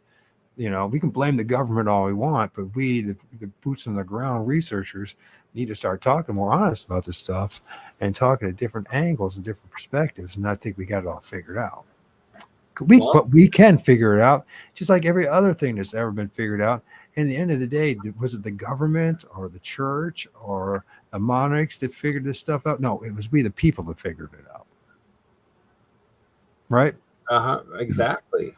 And that's what we're just here trying to do, is figure out our own experiences and what's going on in this reality and world that we all share together.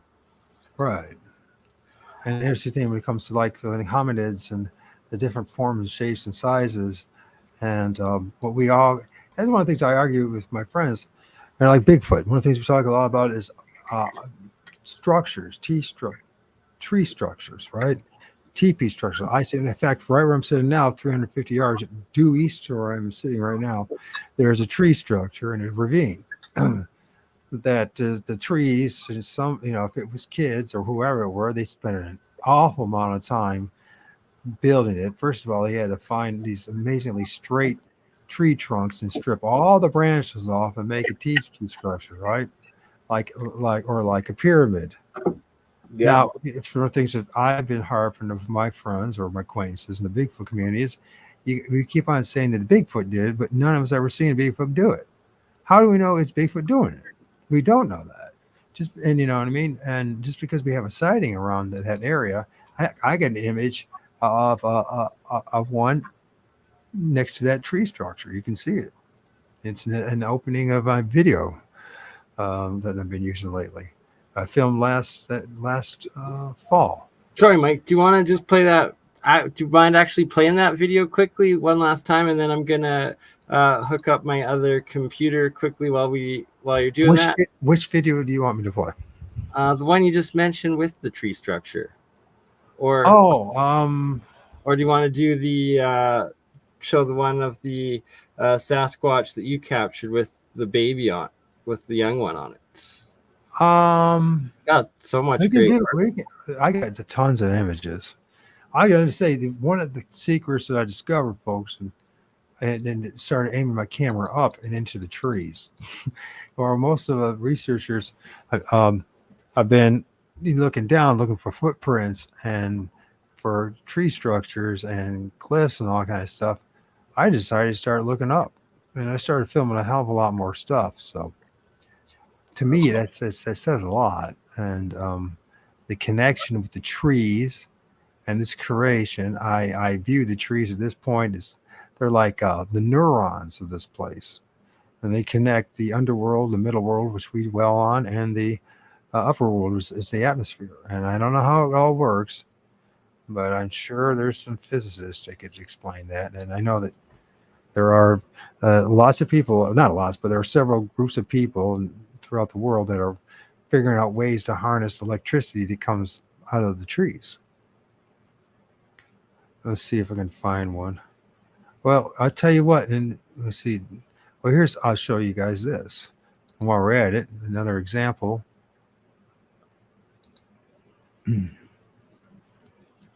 So one of the things, I'll show you this image right here before we go any further. That's an orb that I filmed. And if you look real closely, that's an orb with a face in it. A very apish-like face in it. And what happens, a lot of times when people have sightings, they see these lights in the sky. I filmed this middle of the day out in an area close to, actually it was right in a swamp on the edge of Lake Erie, right?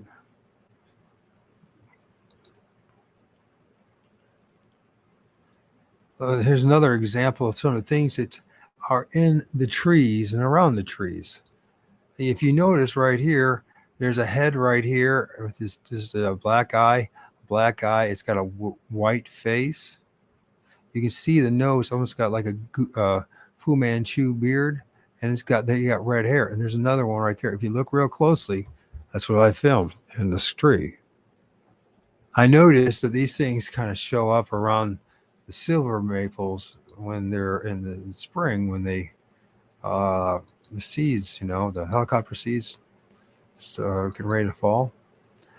I'm not saying what they are. I mean, for all I know one thing, they're definitely not pareidolia. And the other things, it's easy to say they're just spirits. But do we even know what we mean when we say spirits? That's the question I have. What is a spirit? We automatically assume that it's human. And then we assume that it's something that's on the astral plane or the spirit realm, right? Or whatever, something that's outside of us. But what if there's things going on around us that are they're there, but we can't see them, and they're not in the flesh and blood physical form. How many people have even seen that? Whereas we probably haven't seen that. There's another example of those. You pay attention to these things in the trees. And they're not pareidolia. Here's a perfect example right here. This is it's not the best of my images I have of it. It's been distorted a little bit, but this is the pyramid teepee structure. And right here is what some would call a dogman, Ohio grassman, or a Bigfoot. But what's interesting about it is the lifeless eyes, and they talk about that as well.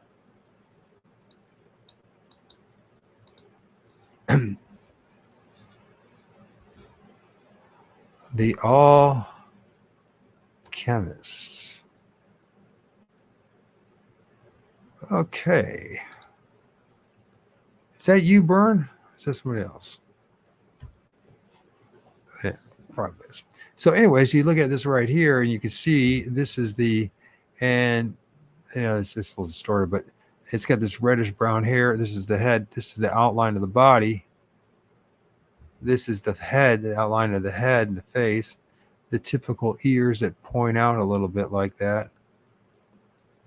That's the outline of the, oh shoot. That's like the cheek. This is where the mouth is. This is the nostrils and the nose. And there's the eye right there.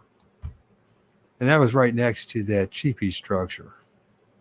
Thing is, you didn't see it. Like it was a ghost, like it was an apparition, like it was a poltergeist of some sort. Now, I'm not saying it's those things. I'm just saying it's like those things. But it's easy to say they are those things, but that doesn't mean they are those things, right? And that's part of the problem. So I don't know where I lost you guys. You guys are pounding it out. So, let's watch this video. And then this is one of the. It's been around a while, and it's allegedly of a Bigfoot. Now it could be a guy in a costume, until you start really paying attention to the way it's walking. Those big feet that it has. Is it a guy in a costume? What's the things? These things, they travel. They're just like they're there and they're gone. Now, part of the problem with this video is that someone's following it, right? So, is this something staged? I can't tell you that. I can't tell you it's real. I wasn't there, but I do know one thing. I've seen stuff like that.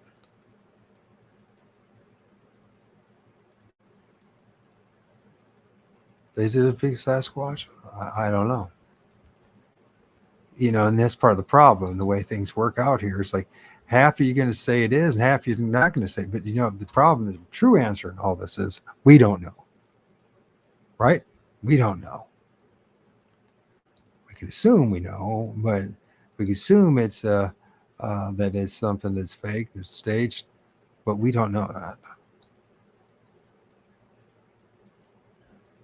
So we just have to put it aside there and say, hey, it's a possibility that's the real deal.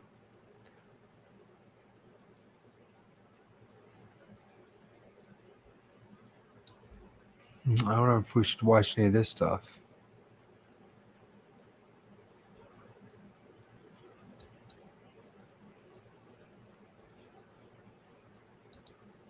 Then I'll look at this stuff and say, where are we at now? Just listening back in a couple minutes. There you go, bro. You're like, that's I expected that, man. I understand. I understand completely. I wouldn't mind having a cigarette myself. This is an interview that I did or had a group discussion. This is with Mike from Long Island Bigfoot. Then we got Tex from Texas Front Porch. He's a researcher. We got the Great Outdoors Biggie. Um, we got Squatch Topic PA from Pennsylvania. They got me. And this is a footprint that was filmed in Texas in the mud. Interesting toes. And we're talking about toes here because we were filming and things like in say the southern shores of the Lake Erie and parts of Ohio, six-toed creatures, quite a bit. Then my friend, Really? yes, and then And this, larger, like it's a big foot with the 6 toes. yeah, and then there's other ones like my friend from British Columbia, Sasquatch Confessions. Him and his brother filmed when they had 4 toes. Yeah, people have been arguing forever and a day that it has to be 5 toes. So what are we dealing with here? Multiple different beings, possibly? Or are we dealing with different types of Bigfoot that come in different? Or could it just be one be missing a toe? That could be, but when you really look at it, it clearly isn't. I think this one right here, this is from Tex, and that's got 1, 2. I think it's got. I can't remember. He said it. It's. I'm not gonna. You guys can look it up if you want, but I'm not gonna play the audio because I'm here to listen to you, bro. Just playing in the background. But yeah, Long Island Mike, he was amazing. This is Long Island, huge teepee structures. We're talking trees 30 to 40 feet in height, and making these long like teepee structures. We call them teepee structures because there'll be a main tree, right? And then they lean these things all around this tree. And you're like, but the problem is this is throughout the whole country, from the west coast to the east coast, all the way in Canada, all the way down into Mexico and into Central America. And you could say it's all human beings do it, but when you start looking at these places, you're like, a group of human beings has put that amount of time to make that to do what? But for a hoax, it could be the government. I thought about that one time, but the more and more you look into it, in fact, you see it over and over again. You're like, nope. There's something else going on here. There's something else going on here. Or there's just more than just one thing going on here. Sure, there'll be some people hoaxing it, but the vast majority of those things, we're talking huge. Absolutely. And like, I'm glad you bring them up because when I first started like watching like YouTube videos on different Sasquatch Bigfoot researchers and seeing that this evidence of this, I was like, yeah, what the heck is it? I don't know so much. And then since then, my own hiking, like in Canada, in the Rockies, in the wilderness, in Alberta and BC, I've noticed them everywhere and like in really tough, like middle of nowhere locations. Absolutely. That it's just like as if like some human came out and did this. And It's I have to really check myself too because I'm constantly looking, right, going down the highway where I'm driving. And it's like, because I see them all the time, right? I mean, there's a huge X structure and where the off ramp there, an overpass that goes into the main. I guess we 23, Highway 23, right, leading up to Michigan. There's a huge X structure there, and since that time, there's been more and more things thrown around it, like trees that just should not be there. Like something hauled a big tree and threw it there as some kind of blind while it watches the traffic at night. It's bizarre, and it happens all the time. And once you start seeing these things, you're like, wait a minute, how can that X structure be there? What are the odds of it being there? And then, I mean, unless there's a whole bunch of teenagers that have nothing else better to do in their lives and they're like tromping around in the severe rough terrain and everything just to make an X structure, just to fool a guy like me. The problem is I don't know nobody in my town is doing what I'm doing. It's not like very few people are interested in what I'm interested in. And doing it everywhere simultaneously in all the forests of North America. And I've dealt with plenty of hoaxer, but there comes a point you just like there's something deeper going on. And the question then comes is, how do we know that this Sasquatch is doing it? We've seen these stuff in the sky, these things we call UFOs, and all of a sudden we're also some people seeing things that are not just Bigfoot, but it's like seeing little hairy guys, a dwarf-like looking things, things that look like aliens, other things that look like human beings, and then the things I'm filming, and you're just like, there's a whole ecology out there. Whether you want to call it spiritual or something that's connected with the plasma, or multidimensional things. There's something deeper going on here, and I think it could be potentially, if it's handled properly, a whole new, interesting fields of science that can influence us in so many ways. From whether it's free energy or, some way of for transportation, etc. Right? You know what I mean? Trans. What's the actual term? Transtemporal transportation, right? Like transdimensional sciences and technology. Essentially, it's And maybe it has some kind of influence to how the ziggurats and the temples and the pyramids of old, how they were actually built. You know what I mean? most likely, right? Most likely with that. Now, and it doesn't mean it has to be like Solomon's temple, and it's supposedly he used these demons. What if that's just a red herring? A major part of like the occult aspects of alchemy and the metaphysical alchemy, magic side of it, and when I first read it, like, and got exposed to it, I'm like, oh, what a bunch of like BS! Like, are you kidding me? This is a joke. But now, after several years of research and like my own life experiences, and then starting to understand the complexities of both the geometry of their spell casting systems, as well as like their the practice, the actual ritual, like what you're doing in order to cast the spell, the actions of it and stuff. I wouldn't mess with it, and I'm not ruling out that it's not actually real. Like it's pretty intense, but well, there's a lot of guys. I just read a book right now. It's called Witchcraft, and I'm not into any of that stuff. I'm not a practitioner of any of the arts. Whether it's white magic or black magic, and just read it. It's called Witchcraft. It's power in the world, right? And William Seabrook is one weird dude, right? But that weird dude, he looked in areas that most people wouldn't dare.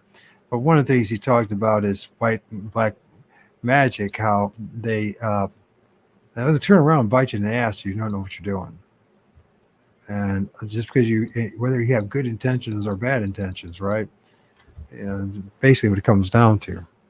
And there's something outside there that's just something that, he had a hard time believing that they're actually spirits, and I'm having a hard time as well at this point as well.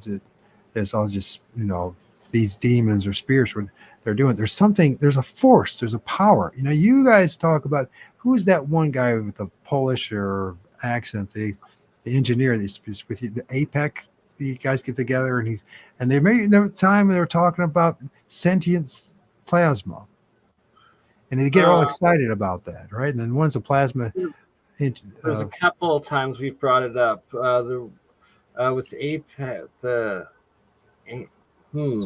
trying to think of the Eastern European accent one. But yeah, no, I know exactly. He's from NASA, and he's always talking about that. He's bringing up books and he talks about this and hints about this. He calls it the super force. Oh, right. Romanian Sal Pius, 100%. Yeah. So what if that's what we're dealing with is the super force?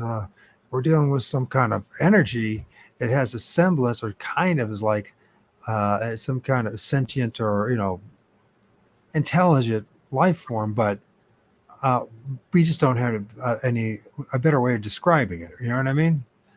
We don't know what we're really dealing with is basically what I'm saying. but maybe our ancestors did know what this super force was and harnessed it. Absolutely. And, Right. I and fully agree with that. Like you're saying, drawing back to plasma and conscious plasma and all experiments I've done with these monoatomics that are supposedly a type of plasma, and the putting electricity in, which is essentially type of plasma, and that you got to realize like all your cells, your blood essentially is also plasma. So is this where this conscious life comes from? Is plasma itself in plasma state?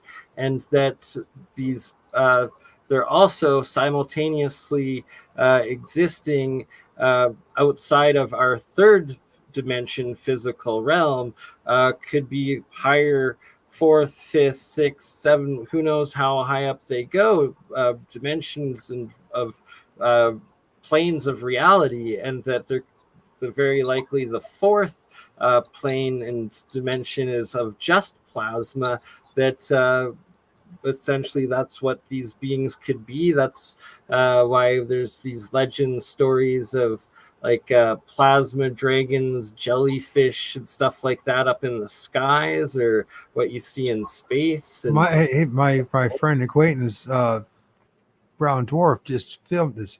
He films it all the time. You call them jellyfish. That's exactly what it looks like. It looks like jellyfish up in the sky with tentacles. And when you zoom in on it, you realize they're not balloons. He's filming this stuff. do you mind? Do you want to? Are you able to bring up the video of that by chance? Or Yeah. What do I do? Are you mine or yours? You're gonna bring up one, right? Well, if you wanted to bring up that one specifically on yours, I've got on mine. I've got the plasma orbs of Headley, BC up. Right. Now remind me again how to. Do I just On solo layout? How's that?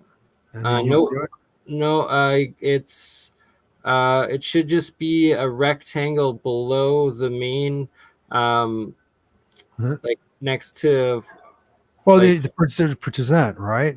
yeah. But I want you to present, or you want me to present? No. For you to bring up mine, you just have to click on the box, the other box that says BurnEye Crypto Alchemist. I guess it's black. It'd be Right, below. solo layout like that, right? Wouldn't be solo. No, that's just me. Okay, what am I doing wrong here? Below the main screen, there's a bunch of rectangles like of your camera, my camera, my I've done this before. Believe it or not, I've done this before. Stop screen, no. Sides, extra camera. Oh no, it's not in those options. It's above that. It's in your box, right? It's in between the very bottom with the where you're clicking present and the main StreamYard like screen. There's a bunch of other little tiny rectangles of how to present or how the layout is. It's in the layout options. Is this what you want, or this what you want? Yeah, keep going with those, and then you just have to click on or you stop sharing, and then mine will pop up, I guess.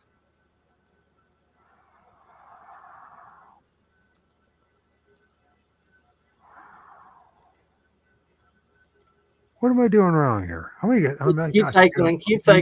You're gonna find it. You're gonna get the right one, I think. Because currently it's showing your. There we go. You got it. Okay, I got it. It wasn't there, and it just showed up. Okay. So for context, this is Headley, BC. Was filmed in 2019, and it was filmed by my friend Craig, who is Headley Man BC on YouTube, whose video this is. We went out there this past summer of 2023 in July, and that is where we experienced the Sasquatch of the story I'm about to tell. But this is what was there a few years prior and our reason for going there in the first place. Bernie stuff is epic.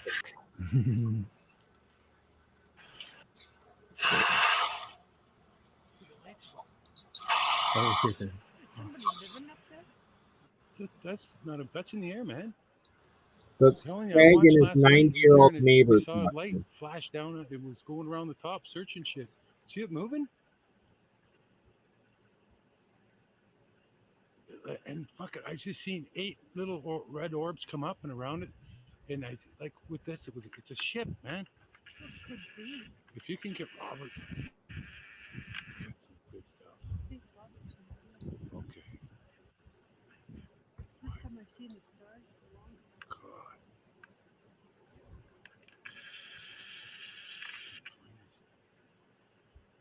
It's gonna disappear.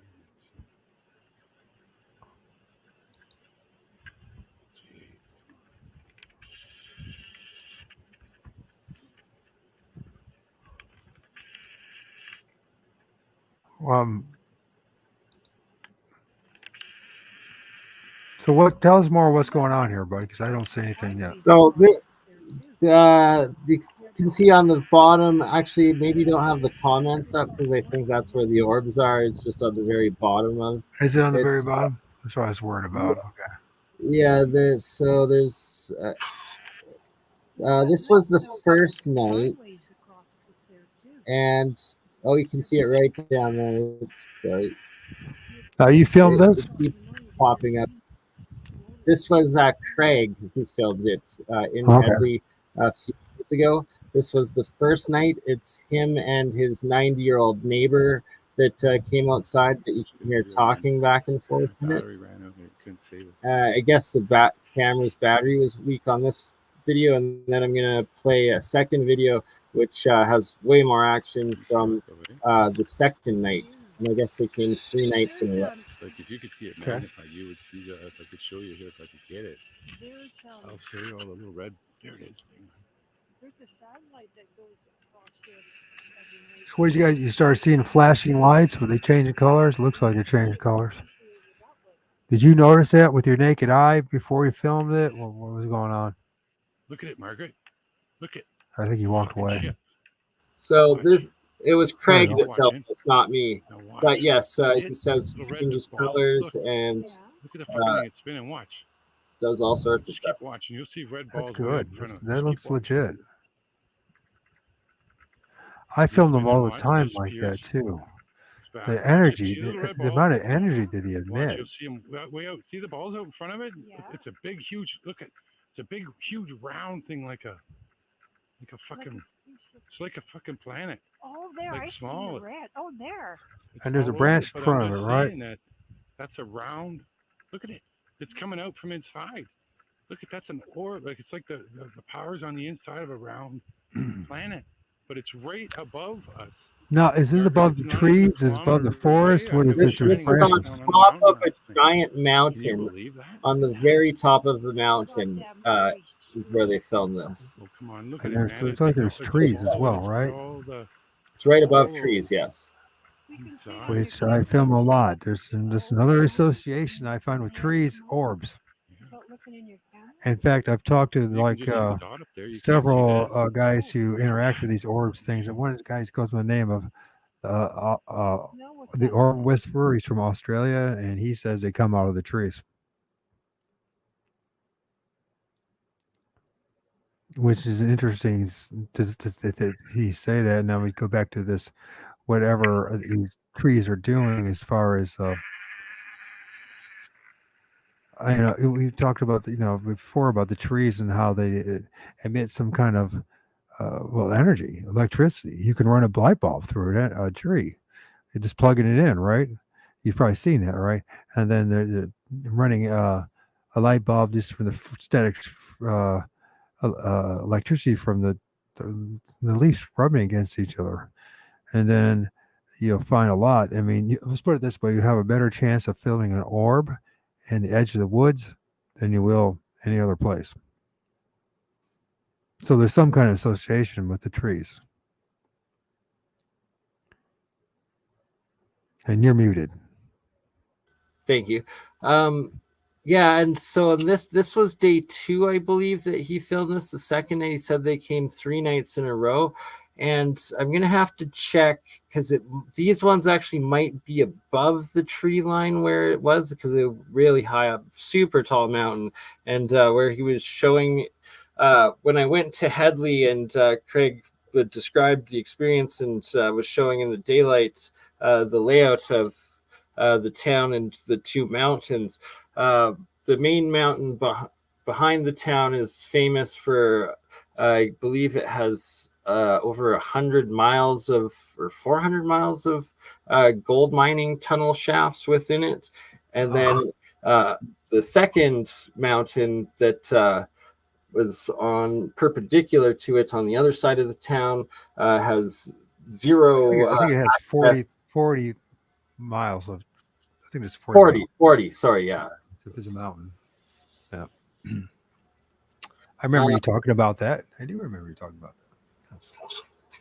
Yeah, I guess I 400. pay attention to Bird. He's one. Yeah. There's only a handful of people I even pay attention to anymore on the internet, and of all people, BurnEye is one of them. I don't know why. I do know why, because I learned a ton from listening to his conversations, and I can relate. There's only a handful of people I actually listen to these days, and I never, 2 years ago, I never thought I'd be listening to a guy like BurnEye, but I am. Well, thank you, Mike. Thank Appreciate you for that. And thank great, you for you doing absolute it. great work yourself, my friend. So yeah, this mountain, the second mountain, has zero access to it. It's like just straight cliff, pretty much cliff face the whole way up. No mines, no anything on it, and that it was pretty much like I I believe just below the peak, or almost on like the ridge, or almost on the peak, or like the ridge of the top ridge of the mountain, that these 2 orbs, or several orbs here, are filmed. That it seems like there's either 1 or 2 main like entities, motherships, you might say, but who knows if they even are ships, whatever they are, and that some other ones seem to come out of them. Well, it's interesting you bring that up too, because one of the things I've noticed as well is its possibility. At least it looks that way. I don't know what it's actually going on here, but what if these things coagulate, if you will, into a giant mass, and then they disperse, Quite possible, right? kind of like ants, but ants in the sky, when they're made out of plasma. I mean, I'm not saying they're literally ants, but the behavior, you know what I mean? Right, good observation. And yeah, so I'll hit play here, and quite good footage by Craig. I'll post the link for everyone in my chat. And then I think what I'll do is I'll share a couple of videos as well. One of a UFO, a possible UFO. Actually, they are. And then another one that's very interesting is it's like a black blob that ends up. I don't know if you saw that one yet. It actually grows out antenna, or not, like arms or spikes. It's really bizarre. That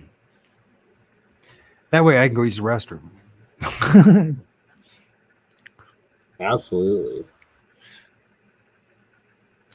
But I'm having fun. Thank you for joining me. Thank you. I appreciate it. Vice versa, my friend. I wanted to talk to you for a while, so I'm glad it's happening.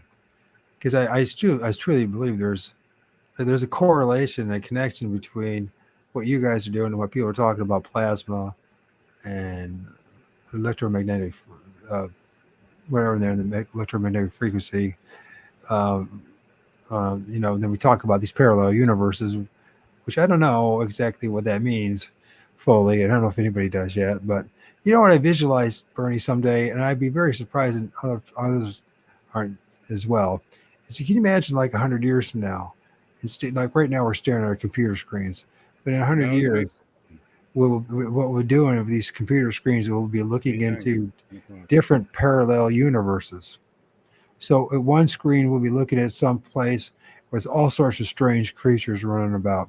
In another place, it might be something that's very human-like, right? And totally different type of culture, society, of different modes of transportation, and different rites and rituals. I can just see it. I can see it happening. Once we could crack the code, you know what I mean? or codes. Absolutely. Sorry, one moment, Mike, just on the phone.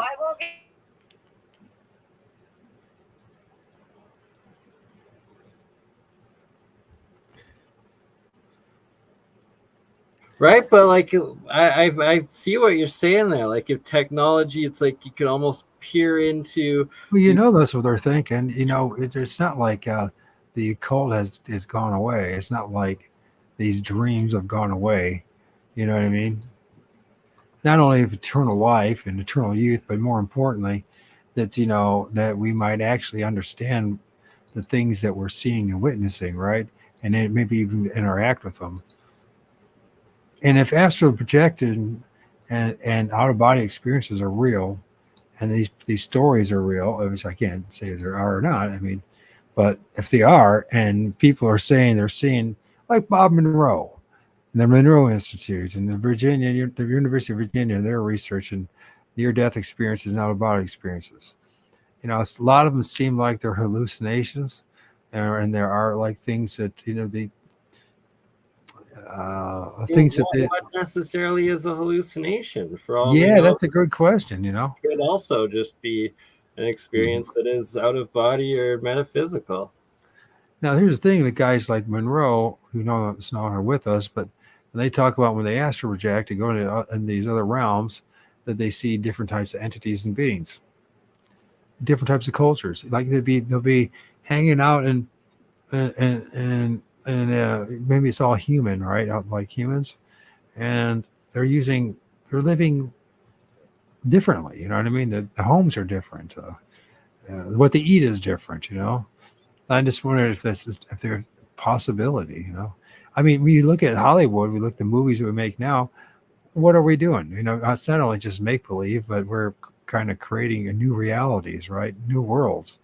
What if once we crack the code, we're actually be watching? I mean, if I were them, if I were in their position, I would be one of my dreams to be able to simultaneously be in different realities or different Right. universes. You know what I mean? Yeah, existing your conscious and physical being simultaneously existing in multiple time spaces simultaneously, right? That's quantum existence slash essentially demigod or god dimensional existence. Pretty much, And but I think, I mean, it there's might. stories of us doing it in the past. If people that do, astral project stuff like that for lucid dream, for all we know, that is quantum existence essentially.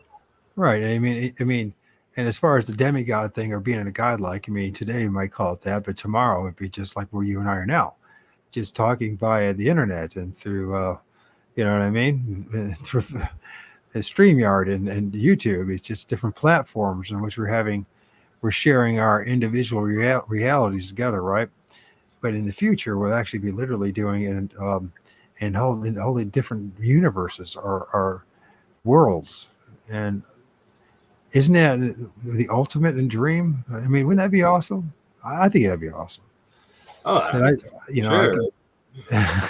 Higher dimensional beings, and that the legends of around the world that we used to be there, and what's to say that we don't have that potential within us right now, and that there aren't being humans amongst us that are experiencing and living exactly that.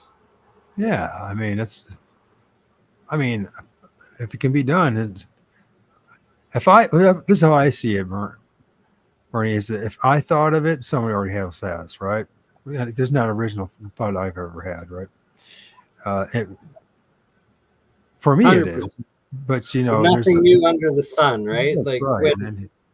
With my alchemy, that's why I don't try to claim like, oh, I've discovered this, discovered that. Oh, it's my discovery, name it after myself. It's like, no, I've rediscovered this. It's a lost art and science, and that there are many throughout history that have also rediscovered it and learned it, taught it, and at one point it was common knowledge, and it's a higher technological as well as metaphysical, almost God code science, or understanding and knowledge. It's quite fascinating stuff, really.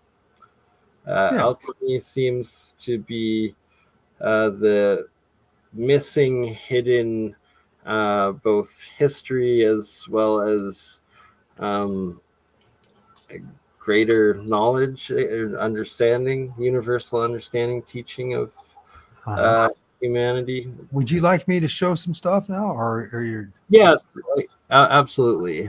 Guess Okay, we let went me. through there. And you guys could listen to some of this. I think. I don't know. I don't know if the audio. But just some good stuff. So the first one is UFO number 3. I think I've totally spelled that wrong. It's supposed to be reverses, and I put reserves. It's supposed to be reverse directions and dives into a tree, and then afterwards will be the black blob this in the sky that spreads out its tentacles. It's quite fascinating. So I gotta just hit the unmute there. Yeah, you got it.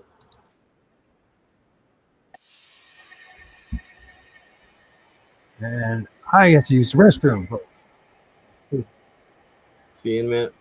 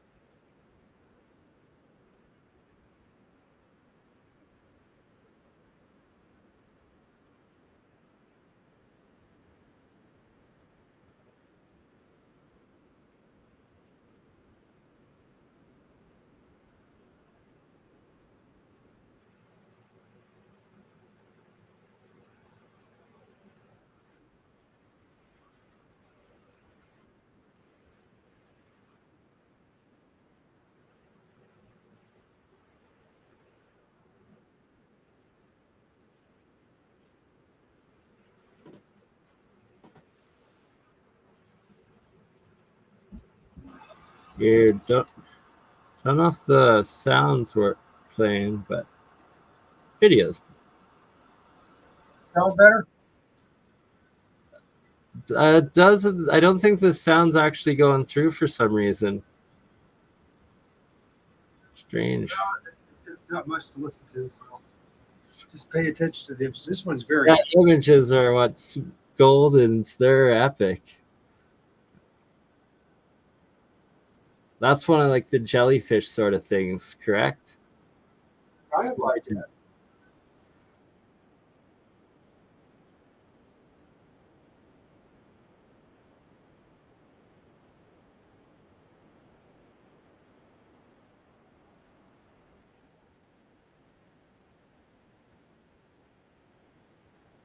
I'm going to sneak a cigarette while you're watching. Fair enough. I'm gonna do the same, and then when we get back, I will finally go through my Headley Sasquatch experience.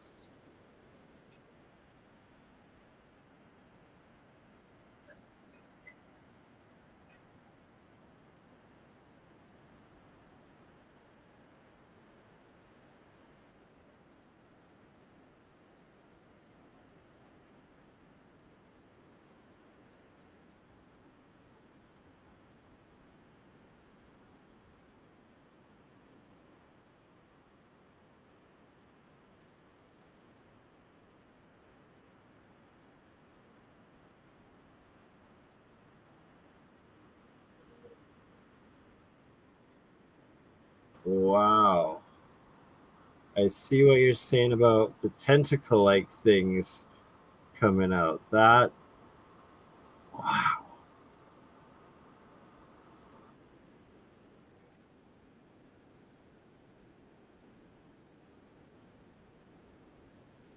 So this is in the sky. This is a UAP, potential sky plasma jelly or a creature of some sort.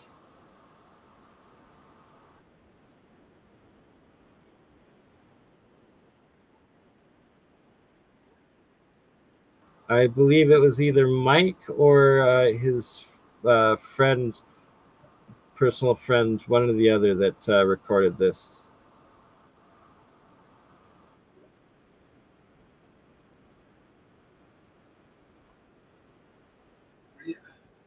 What do you think? The few questions in the chat by Attuned Flux, but absolutely epic and mind blowing. That's in the sky, recorded up in the sky. Absolutely. In Brazil. Oh, Brazil. Okay, so this what I thought you was. Guess it was a different video you're referring to. So this was not recorded by a friend of yours. That was just. No, I know this is not from a friend of mine. That was from Brazil. That was. I'd never seen that before. That's nuts. No, isn't it amazing? And it starts spreading out like that and into like tentacles, like our arms, spikes. And how how did it go about doing that? What are we dealing with here? Because it doesn't seem like plasma being for sure. If real, right? Like just something you might actually see in the sea, right? But instead, that's interesting you bring that up, because even I know a lot of people suspect Jack Valet, but he does bring up some very interesting points. And one thing he brings up, two things. He interviewed a couple in Northern California where they had a UFO encounter, and they described to him that it went through the trees. And the other one is in the numerous. Have you seen this one before? This is from MUFON. And this is supposedly a UFO. What was bizarre about the whole thing is how small it is and low it is, and then it changes. Look at it morphs like that. Those things pop out. I don't know if we have technology like that. Maybe. That I guarantee is got to be a drone. Like looking, because that video is several years old, correct? Yes. Yeah, so I remember seeing it back in the day and being like, I don't know about that, but like rewatching it now, that's clearly like. But how did those things pop out? Now watch what happens. Now, like, some people say CGI, but I don't know about that one. I mean, I know that they have software out there you could figure out real fast if it is CGI. But I know a lot of people just throw it out there without thinking about it or doing the homework. But when you look at this thing and the way it's look at those things pop out like that, and then but eventually it will just vanish. Watch what it does with the classic UFO, where it shoots off, right? Now, do we have drone technology that can move as fast as, because we're not as it carries on, we'll see the full thing as it watch. I think this is where it starts to take off. And the camera starts acting funny, and then boom, just like that, it just takes off. It disappears just like that into warp sort of thing. Wow. So this might be more in line with what you guys are talking about, the crew that you're talking about, the APAC, right? So it's called. And so I wanted to show you. Yeah, thanks for sharing this. I find it very interesting, and definitely gonna bring it by some of the guys to check out. So what are the things that they're popping out there? What are those things for? And what's the logic behind it? I don't see it actually. It seems a little bit more stabilized, but then then they go in, and then it just interesting, and then it goes boom. Now that's okay. It could be CGI. Maybe it could be. Yeah, could be right. So that's a good point, though, of the new AI stuff. There's like programs that you can run videos through that detect and uh, whether they're fake or not. But that a good project to do in this UFO community would be to start a database of doing that, and I guarantee there'll still be a large portion of videos that they find legitimate, and then be able to put more energy into figuring out what they are, and that verify at least that they're not AI or altered or fake image videos. Yeah, I mean, so they have the opportunity to do that. So that's, before we just go say that it is, fake or CGI or whatever, we need to examine the video a little more closely, right? Well, this is one of those. I don't know if I want to watch. Let's talk about your encounter now with Bigfoot, if that's all right. All right. Yes. I gotta pull up this. And I can play this in the background. These are just like these energetic lights. And I have some images that I found as well. I found the exact same thing that like that there. I find right around the trees, within 80, within 60 to 80 feet from me. So I don't know, man, what's going on here. So, but let's talk about your Bigfoot, unless you don't want to. Sorry, do you mind just for the Headley? What's that? To switch, I've got a couple pictures pulled up of Headley, okay. BC. It's just for viewer reference here. So this is Headley, BC. This is where it happened. It is, I believe, 300 kilometers east of Vancouver, or the Pacific coast of Canada. I guess it's in or just past the coastal mountains of BC, and point being, quite isolated spot. Lots of natural terrain that's uninhabited, and it is a old gold mining town that is no longer in operation, and there's, I guess, 40 miles, so almost 100 kilometers of mine shafts in the mountain above, directly above the little town of, I believe, 300 people. Extremely small. And the video of the orbs above that I was showing earlier, that was filmed by Craig, the resident of Headley, we went out to visit and stayed with. That was in 2019, and then we went out this past summer, and Craig was showing me around the mountain a bit, and we actually hiked up to this spot here. Kind of just nuts. The accuracy, like the old mining stuff, the shafts themselves, just did crazy stuff. Quite cool. I encourage people to check it out themselves. But the first night I was there, I experienced what I believe was Sasquatch. One Sasquatch coming up. Maybe be better to put us on camera, Mike, if you don't mind switching the view. Just so I can. What do you want to do? You get out of there? Yeah, I guess I can just. There we go. There we go. So this summer. Is that what we want? Is that what we want? Or no. What do we want? That's showing us. There we go. That's good. No, that's not right. Is that what you want to watch there, or you want? Yeah, me that's good. That's good. Anyways, so go ahead and talk to us about this. My friend Craig that we stayed with there, who had filmed those orbs a few years prior, he's got a property on the very edge of the Headley town, up towards on the very base of the mountain that has the gold mine above it.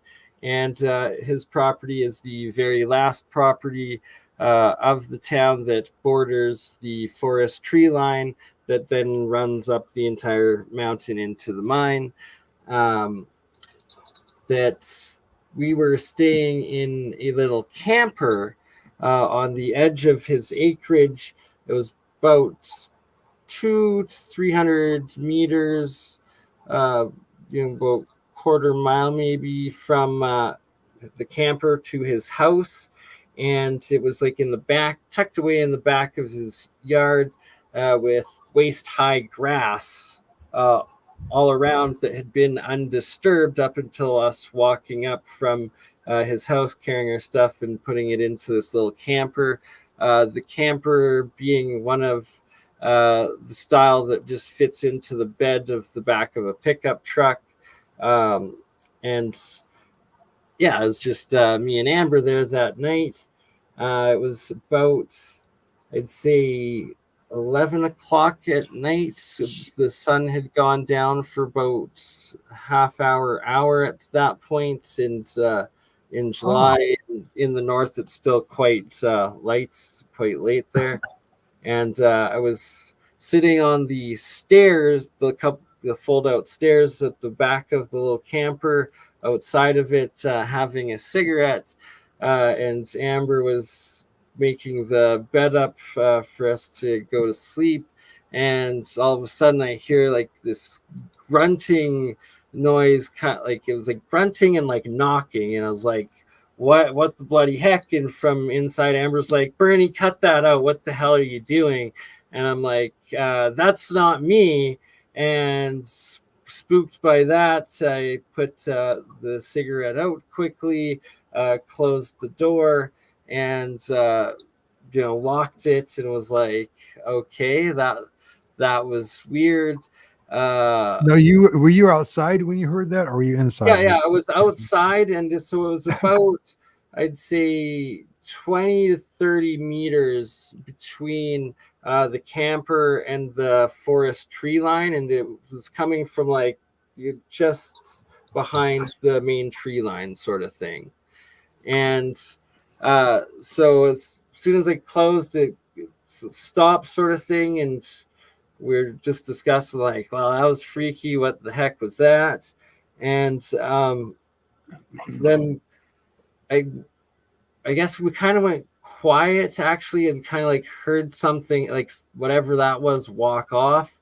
And then we were just like talking, getting ready for bed. It was about, I'd say, 5 or 10 minutes later that we then hear this thing make its call. Like it's hard to describe the sound of the call that it made. It's something like in between like an elk's mating sound, an owl's call, and a cat, like a cougar, tiger, like kittens, like yeah sound sort of thing mixed together. Those three. So was it anything close to like the Sierra sounds? You heard of them?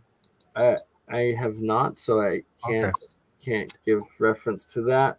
But it came from, and it's essentially this. It walked up from the tree line where we were to this area, essentially that was right below, so where the trees incline ends, and then the straight cliff face up of the mountain cliff face up to the mine shafts was. So it's like it was the center of the mountain. It was like this perfect echo that it bounced off of the other mountain that's parallel there and went off sort of like into the valley. If that makes sense, like it positioned itself in this perfect acoustic area in the canyon and the mountains to echo its call off. And it did like 3 calls. And Amber will testify to this exact same experience, that about 5 seconds later, from like about 15, 20 kilometers, maybe miles, like the next township over, we hear this faint same sound call coming right back to it. So that there was essentially two of these things, and they called to each other, and that about another 15 minutes then passed from there.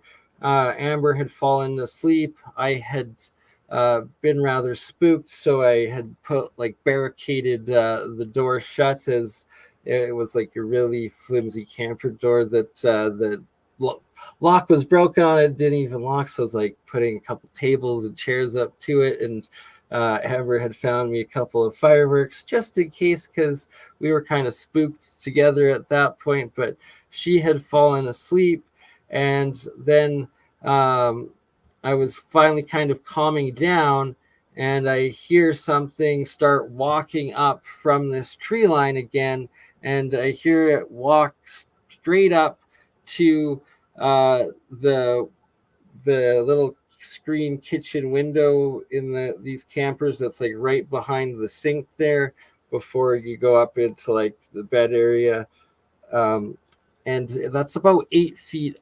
It was 8 feet up that this little screen window thing was, and that I hear this thing come up, animal, whatever it was, walk directly up and stop right at the screen and then start sniffing.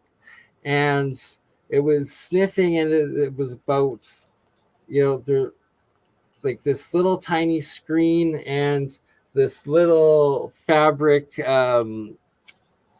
blind between us. And I was just like absolutely terrified that I was about to get taken by this thing or something like that. All I could envision was it like bursting through this door, or like just grabbing through the screen window. So in the moment, I wish I had actually like just turned on my video camera and like opened up the blind and like tried to film whatever the heck was there sniffing at me. But instead I turned on the flashlight, and I had a bottle of cologne, and I put the flashlight and the cologne, sprayed the cologne, shining the flashlight behind the blind to like get rid of whatever the heck was there. And I just hear it like drop to the ground, and essentially like what sounded like it roll off and run off. And I then was like, what the heck? And like Amber had woken up and was like, what's going on? And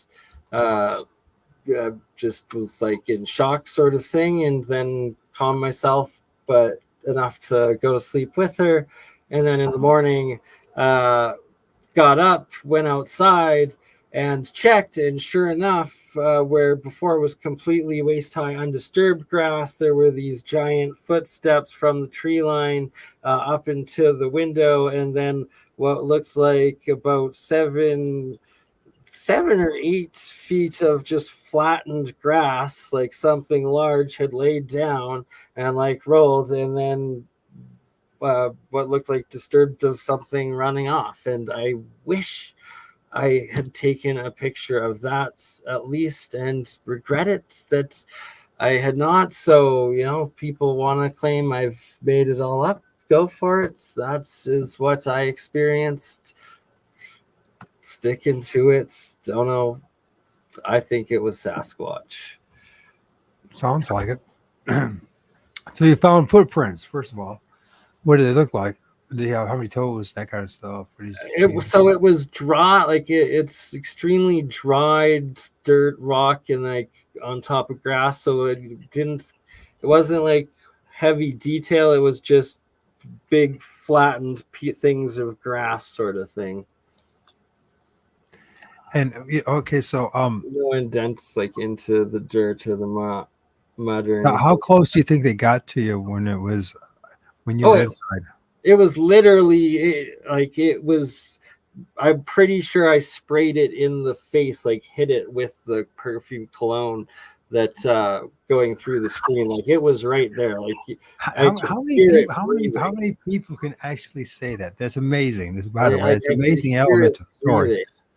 Oh, Oh, and you can top hear it it breathing. all off, when Amber woke up right after that had happened, and I had just sprayed a bunch of cologne. She's like, "Oh," she's like, "Why all the cologne?" And she's like, "You fucking reek! Like, why do you stink so horrible? You've never smelt this bad before." Like saying that over the cologne, and then like I'm like the next morning, I'm like, I don't smell like BO or stink that bad. And then like in retrospect, it's like, was that her smelling the stench of supposedly these things stench so bad? And like Oh, they do. That last one I filmed, it stunk so bad it smelled like a cross between a rotting corpse and a wet dog, like they say. yeah, like she's to this day says, and now she's starting to say it like in what she's says of that it probably wasn't me that she was smelling, and that it in retrospect was probably that, but states that she had never smelt me or around me so wretched before in her life or to this day. It was the most wretched scent she has ever experienced. Universal. It's a universal saying. Everyone says, and that's I had that same experience.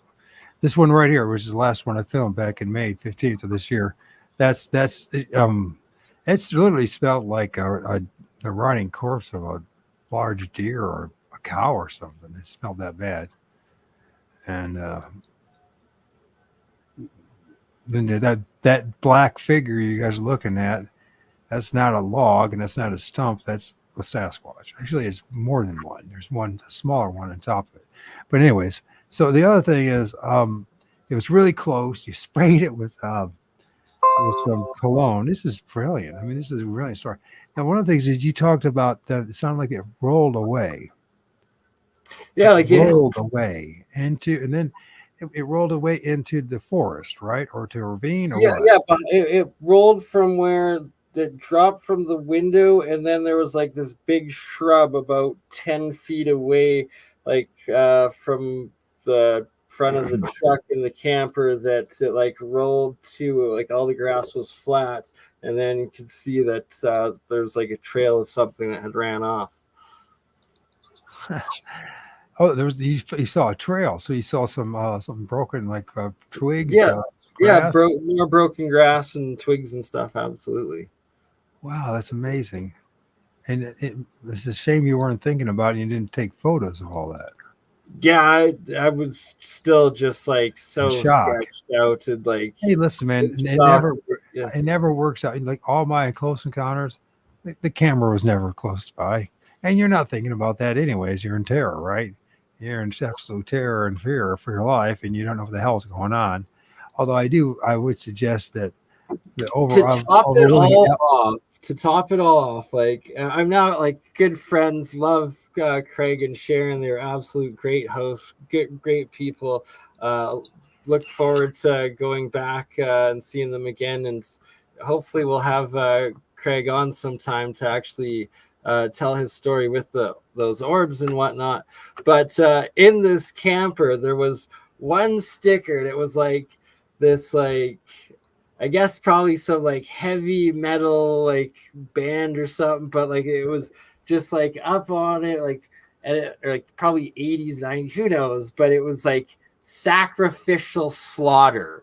Well, so I was like, oh my god, are we the like just in my head and like sketched this up. No, wait a minute. Sacrificial slaughter. Slaughter or something. Where's this? Where was it?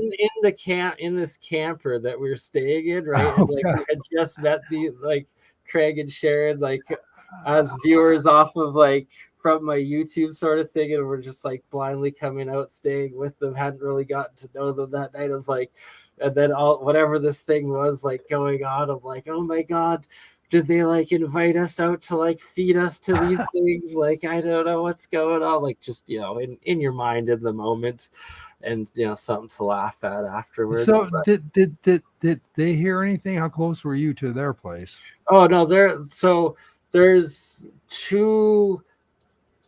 two-story warehouse like buildings in between where I was on this and this in this camper, and then where their house is on the other side of the property. So quite a huge distance. Quite like it's we were the camper and where we were staying was like on the far corner of their property that pretty much never really used or gone to, sort of thing. Like it as far out to the boonies as you could realistically get. No, you guys are blowing this up, and I can't keep up with it. So, sorry. Thank you for all the comments, though. It's really awesome. Yeah. So one of the things, when it was rolling, did it seem like it was extremely larger than a normal sized man or a big guy? I mean, what is it happened so quick. It just, well, it did sound like something really large. Absolutely sounded much larger than like a human. Like it was a beast, whatever this thing was that came up, was like snorting, sniffing in, and then that suddenly dropped, rolled, and went off. And yeah, the amount of grass and foliage that had been crushed and flattened the next day, in retrospect of like my own self, I probably would have had to like roll one way, roll back, and like roll a couple times to get it all in one sort of thing. Yeah, it definitely looked like it would have had to be like. Now, did you tell your friends about this afterwards? Yeah. You knew acquaintances?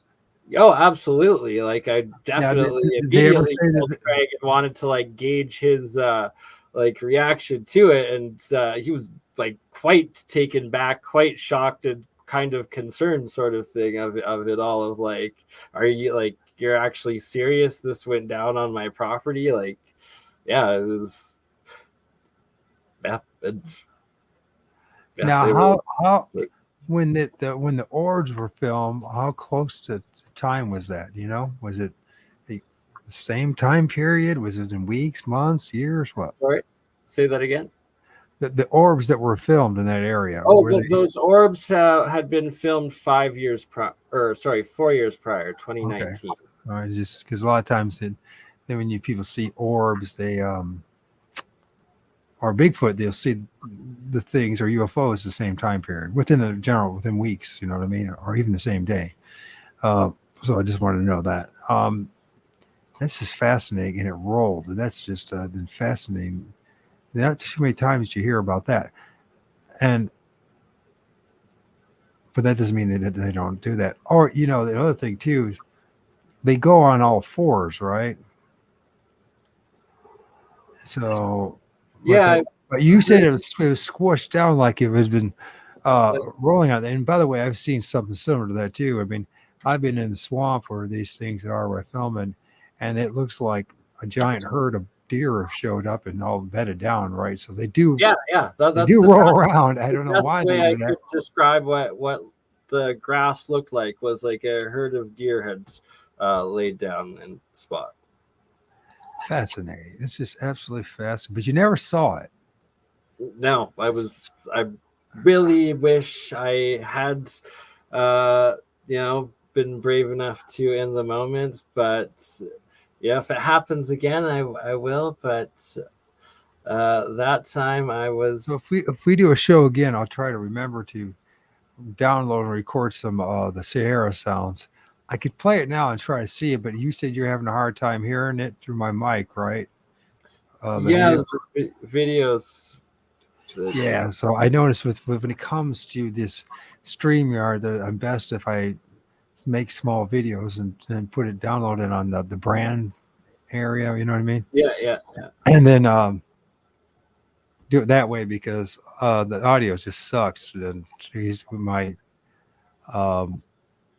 what is this? Ironically, a Yeti. I'm speaking through a Yeti. So, anyways, this is an image of a Bigfoot.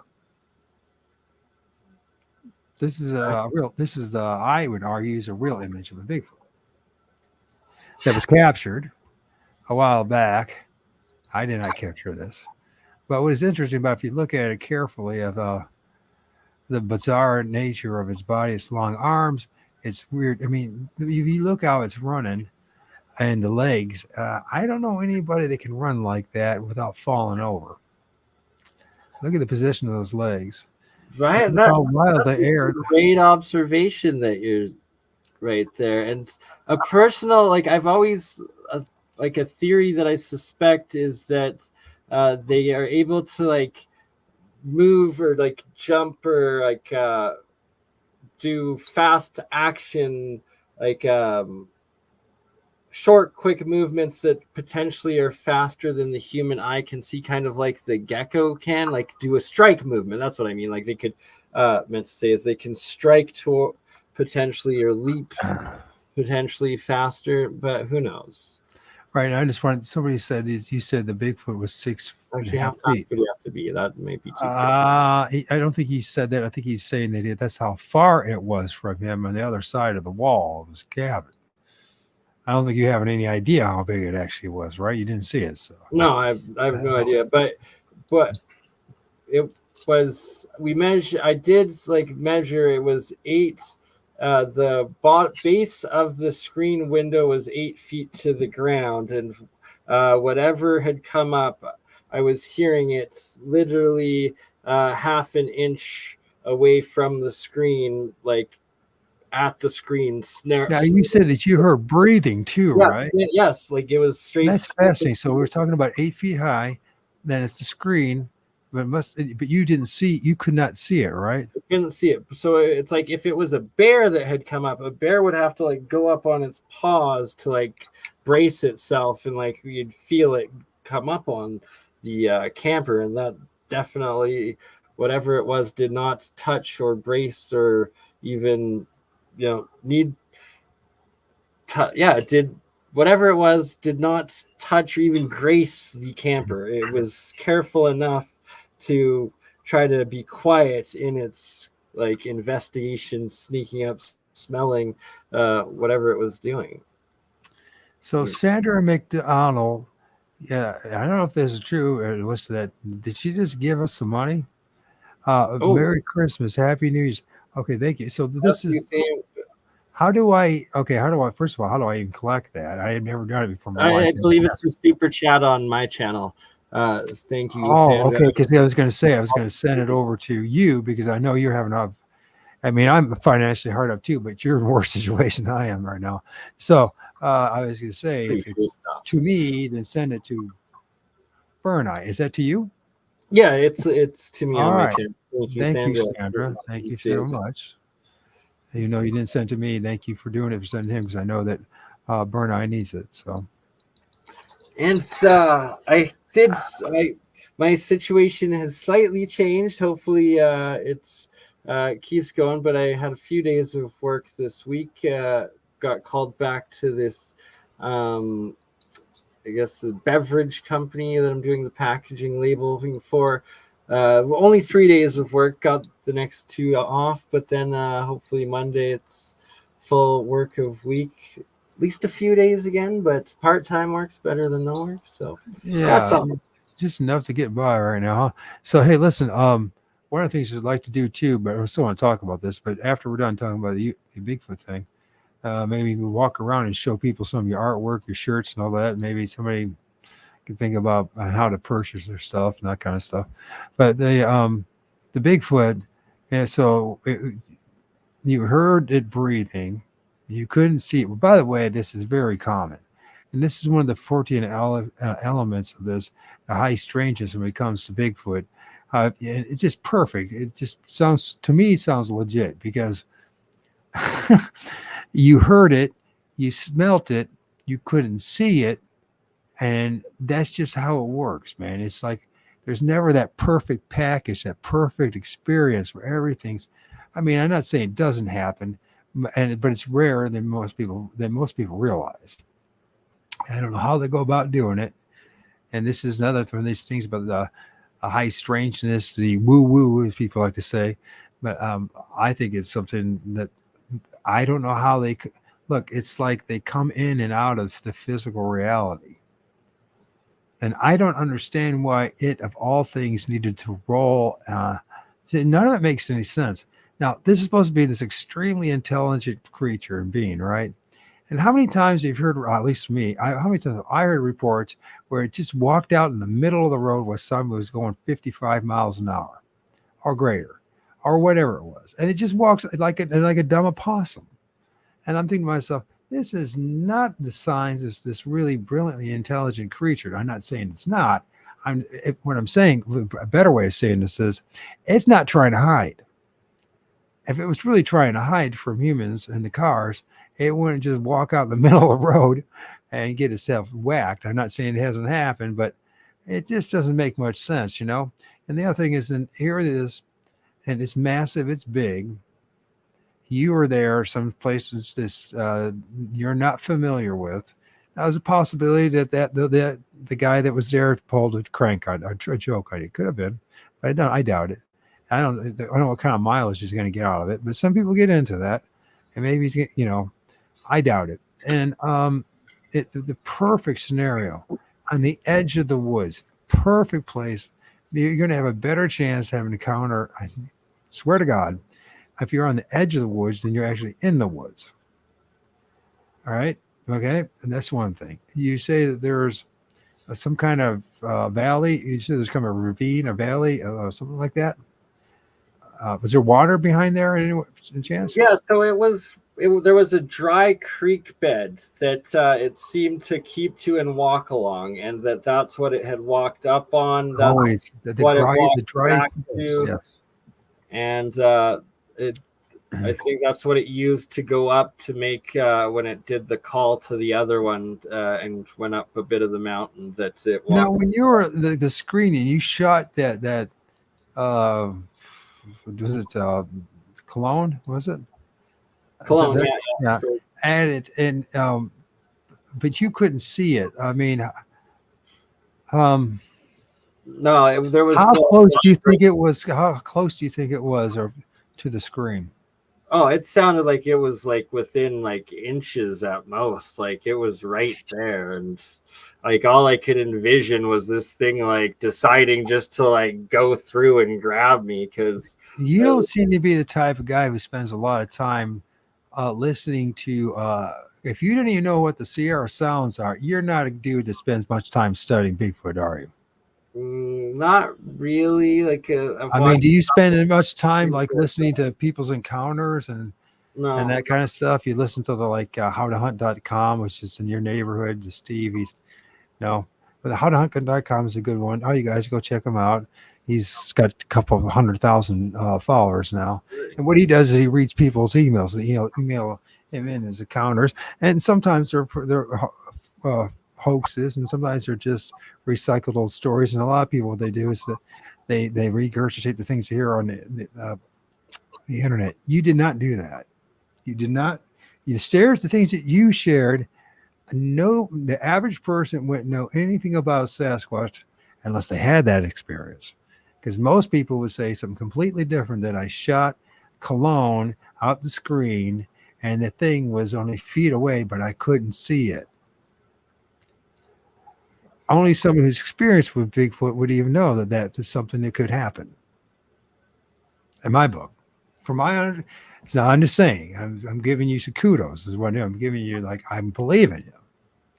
I'm believing your encounter, and I cannot explain to you anybody how they do it, how they can project themselves, if you will, or have some kind of how can they be how can you hear them breathing literally almost on top of you?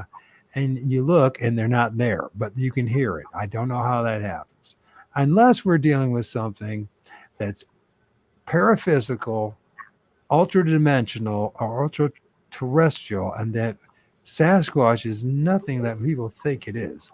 And that maybe the First Nations people were telling us the truth all along about what these things are, which is they blur the line between the spiritual and the physical. Very good point. I mean, for you to say what you just said, and the giveaway for me is that you didn't know what the Sierra sounds are, which is Ron Moore at Moorhead, and everybody check it out. Just look up the Sierra sounds, and you'll find endless vocalizations of what's going on in California and other places in the West. All right, these sounds. And so you didn't know that. So, and I doubt that you would just make that up. You don't seem to, that's the reason why I talk to you. You seem like an honest dude. Appreciate it and try to be, right? Like, Yeah, and I appreciate it too that you are an honest person, because at times it's hard to find one. It's, it really is. I hate saying that, but a lot of people don't have a problem just making up stuff just for attention or whatever. You know what I mean? And so thank you for sharing that.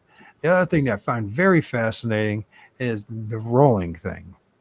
And that's something that very few people would even think about saying, yet it happens. yeah, Most people say, "Oh, it just ran away," and that's what they would say. You said that it rolled. it dropped, rolled, then to this bush, then got up and ran, booked it, sort of thing. I suspect. Well, it sounded like it. It sounded like it was In rolling. retrospect, I'm thinking, and it's like I don't think I heard it. Like I heard it get up, but I don't know if it. There was like this awkward, like silent, like moment that it might have just been there at that bush before it went. Now that I'm replaying it in my mind. So there's a delay from the roll to when they finally The took off the into roll, and then you hear it get up, and then there was just like nothing, like a pause, and then it's like it went. and they do that quite a bit. A lot of times, what they'll do is before they finally make their move to take off, they'll look back.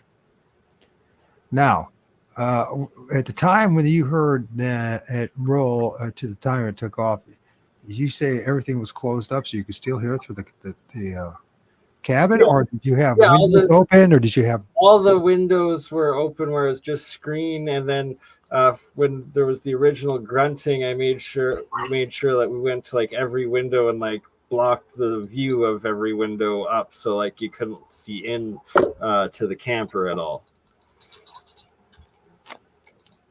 But like every window was wide open, like just screen, because it was so hot. I don't know exactly in the end of the day what his intents were, but I would put my money on it that they was not planning on doing anything to you except checking you out. Just to let you know. And so right, like that, and that's what I'm saying. Like in retrospect, like I wish I had like looked at, like gone through the blind and like tried to film it, take pictures. I don't care who you are and how many times you have these encounters or experience, you ain't never ready for it. You aren't ready for it because they're not waiting for you to do a family portrait. And when it happens, it's just like they have some kind of sixth sense. It's okay. People talk about familiar or generational spirits. And we'll just say there's something like that. Okay. Whether you believe it or not, we'll just say maybe there's some way of telepathic type of communication in which they know your thoughts and your actions and what you're up to beforehand.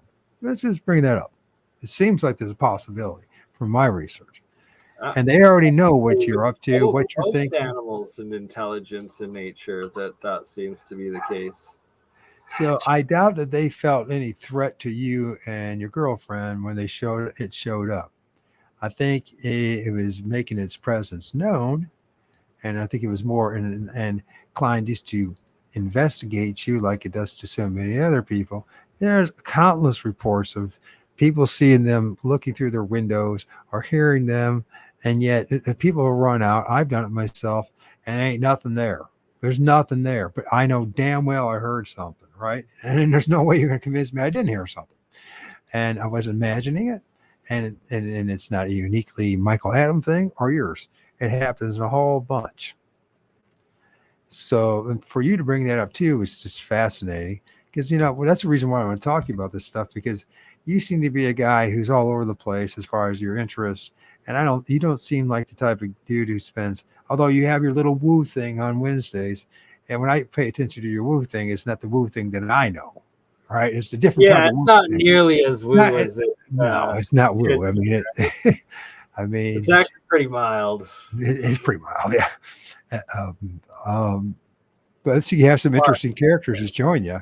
But I definitely recommend people doing it, just checking it out. Especially find that interesting, the supposed, I don't know what well, my gut feeling is about those ancient alien artifacts is that, well, I don't know, there's a lot of red flags, let's put it that way. But then again, in this Fortean world and the way it works, I wouldn't be surprised if it's the real deal, because this is how it is. It always seems like we're always being set up to be tripped up and be deceived and going down the wrong path. I mean, it seems to be a universal thing for most of us. I hope you, I don't know if you guys understand what I'm saying, but if you Absolutely. do, if you just study Charles Fort's research and others since him, and I know he was just a researcher that basically was, compiling reports out of newspapers and libraries. But there's people who actually do the field research to come back and say and confirm that there's a lot of high strangeness and nothing of it adds up. I mean, I'll tell you this much to anybody who's listening here: if you want to have a I can't say the word, a ghost or poltergeist experience, go to the woods at night. You'll have a better chance than any haunted house you've never been, or the edge of the woods. There's something going on with those trees, folks. There's something going on with those forests. I don't know how it's happening, how it works, but our ancestors told about it as well. I do believe a lot of the totem poles that they have are, they might have, watered down to make the Roman Catholics and the power structures that run this place happy. But those totem poles, when you start really paying attention to them, and if you really believe they're just about coyotes and eagles, no, there's a lot more going on. And they are talking about the spirit realm and the association with those trees and things that they saw traveling up down those trees, which I've been trying to tell you guys about as well. If you pay attention to the images I shared with you, and you brought up those edged woods and the trees, and that this thing came from the trees and it went back into the trees, correct? Basically, Yes. Uh-huh. I don't know how many times I have, and there's videos out there, and I wasn't planned to even talk about this. I didn't know how this. I haven't even, I'm used to people just not even showing up. So I've been grateful you showed up. But there's plenty of images and video out there of literally what we call Bigfoot Sasquatch coming in and out of trees. And I ain't making this up, folks. And I know this is hard to accept, but there's endless traditions and First Nation people are talking about the same thing. Our own, if you got the European ancestry blood, they talk about the same thing. The man of the tree, the green man, the wild man of the forest. This is something that's universal, and there's something going on here that's beyond flesh and blood and beyond our understanding as far as anthropology, biology, and zoology. There's something deeper going on here. So when I hear what he said, those to me, in my point of research, I'm saying that's a high probability that he really did have an encounter. When you start barfing out the predictable, usual things that people, the things that you want people to hear, like a good investigator, you'll find out real fast, whether someone's BSing you're lying to you. So my money's on the fact that BurnEye actually had an experience. Now, I can't say 100% it was a Sasquatch, but it sure has a lot of the behaviors of what a Sasquatch would do when encountering and meeting a new group of people and a familiar location. Now, think about this. There's got a cottage that's on the edge of the forest. There's running stream, the dry stream. And they do travel, and somehow they use the water to travel. And I don't think it is what's used. I don't think it is what most people think.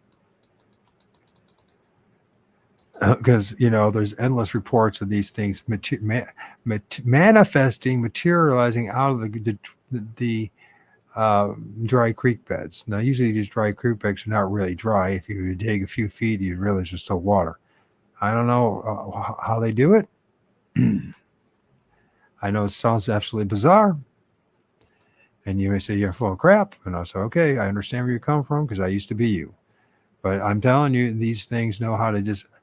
I have personally witnessed and seen things where these things literally pop out of the frickin' ground. How's that? How is something that's supposed to be 8 to 10 feet tall, 600 to 800 pounds, just pop out of the frickin' ground? And when you go back there and look, there's no cave, there's no tunnel, there's no nothing. And they just pop out of the freaking ground. We got images and we got video of them popping out of trees. We have tradition after tradition of them doing that. What are these things that we call Sasquatch? And what is their connection with these orbs and these UFOs? I'm not asking you to believe it, or I mean, take it or leave it. It's up to you. You know what I mean? But those of us who are doing this research know that there's something going on. I don't have the answers. And it's like most people, we don't have the answers. We can't explain why this happened. Nor am I a superstitious person. Nor am I one of these persons that you know, there have been times in my life, especially when I first started having my encounters with these, that I became pretty superstitious, but I became level-headed again, right?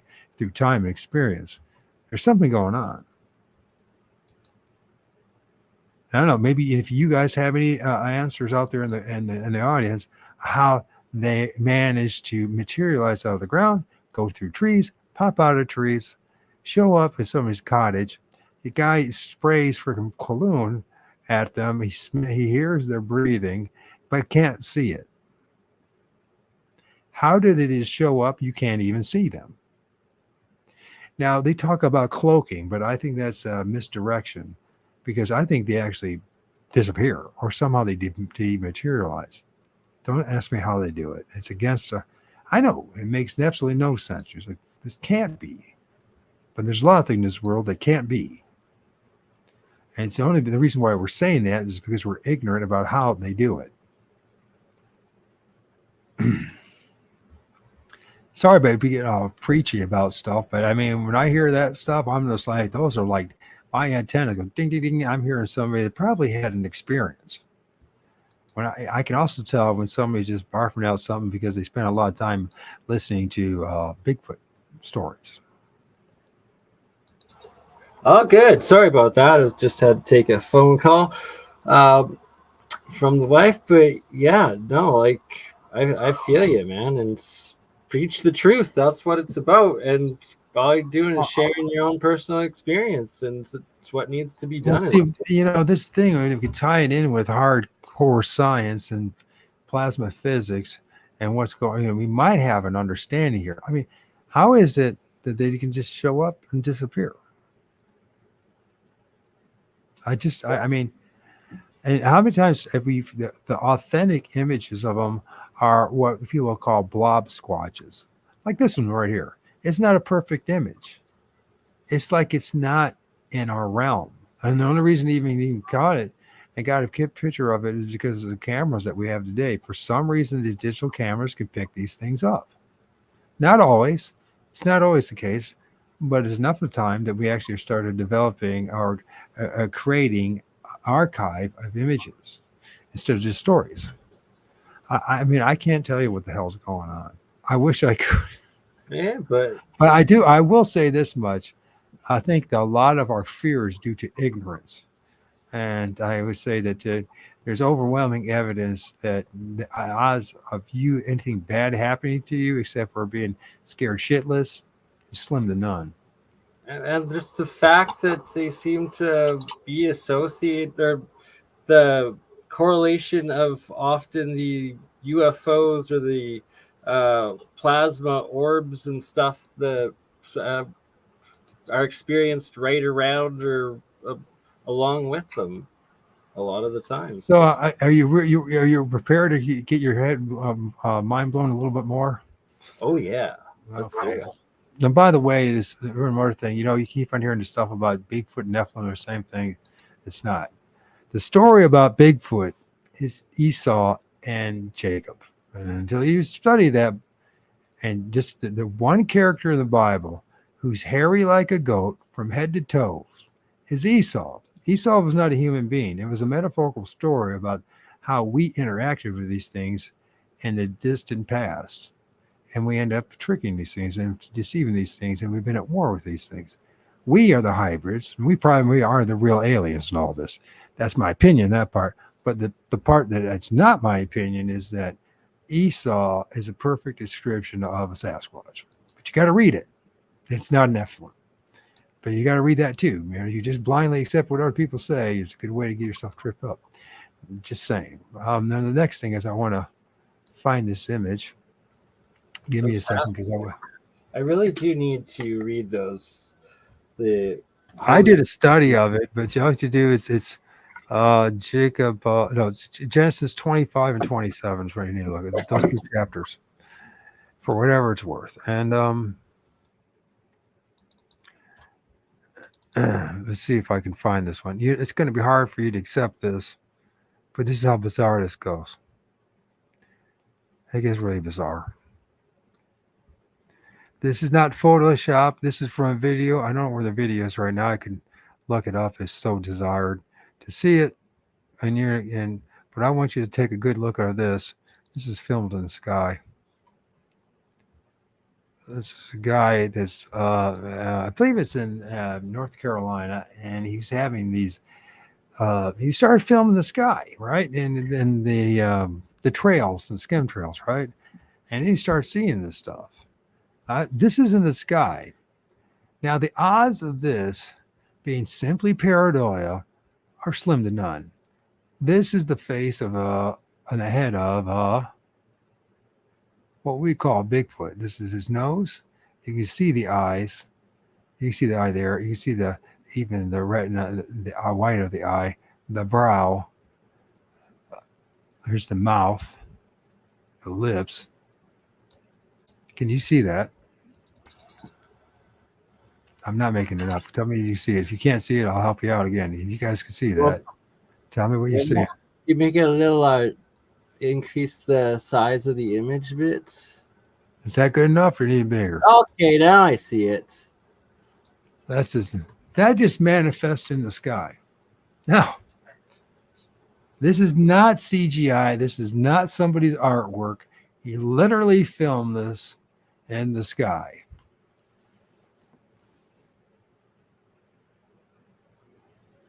It's up to you if you want to believe it or not. But I will do whatever it takes to prove to you that I'm not lying to you. Whatever you need, a lie detector test or whatever, that thing manifested in the sky.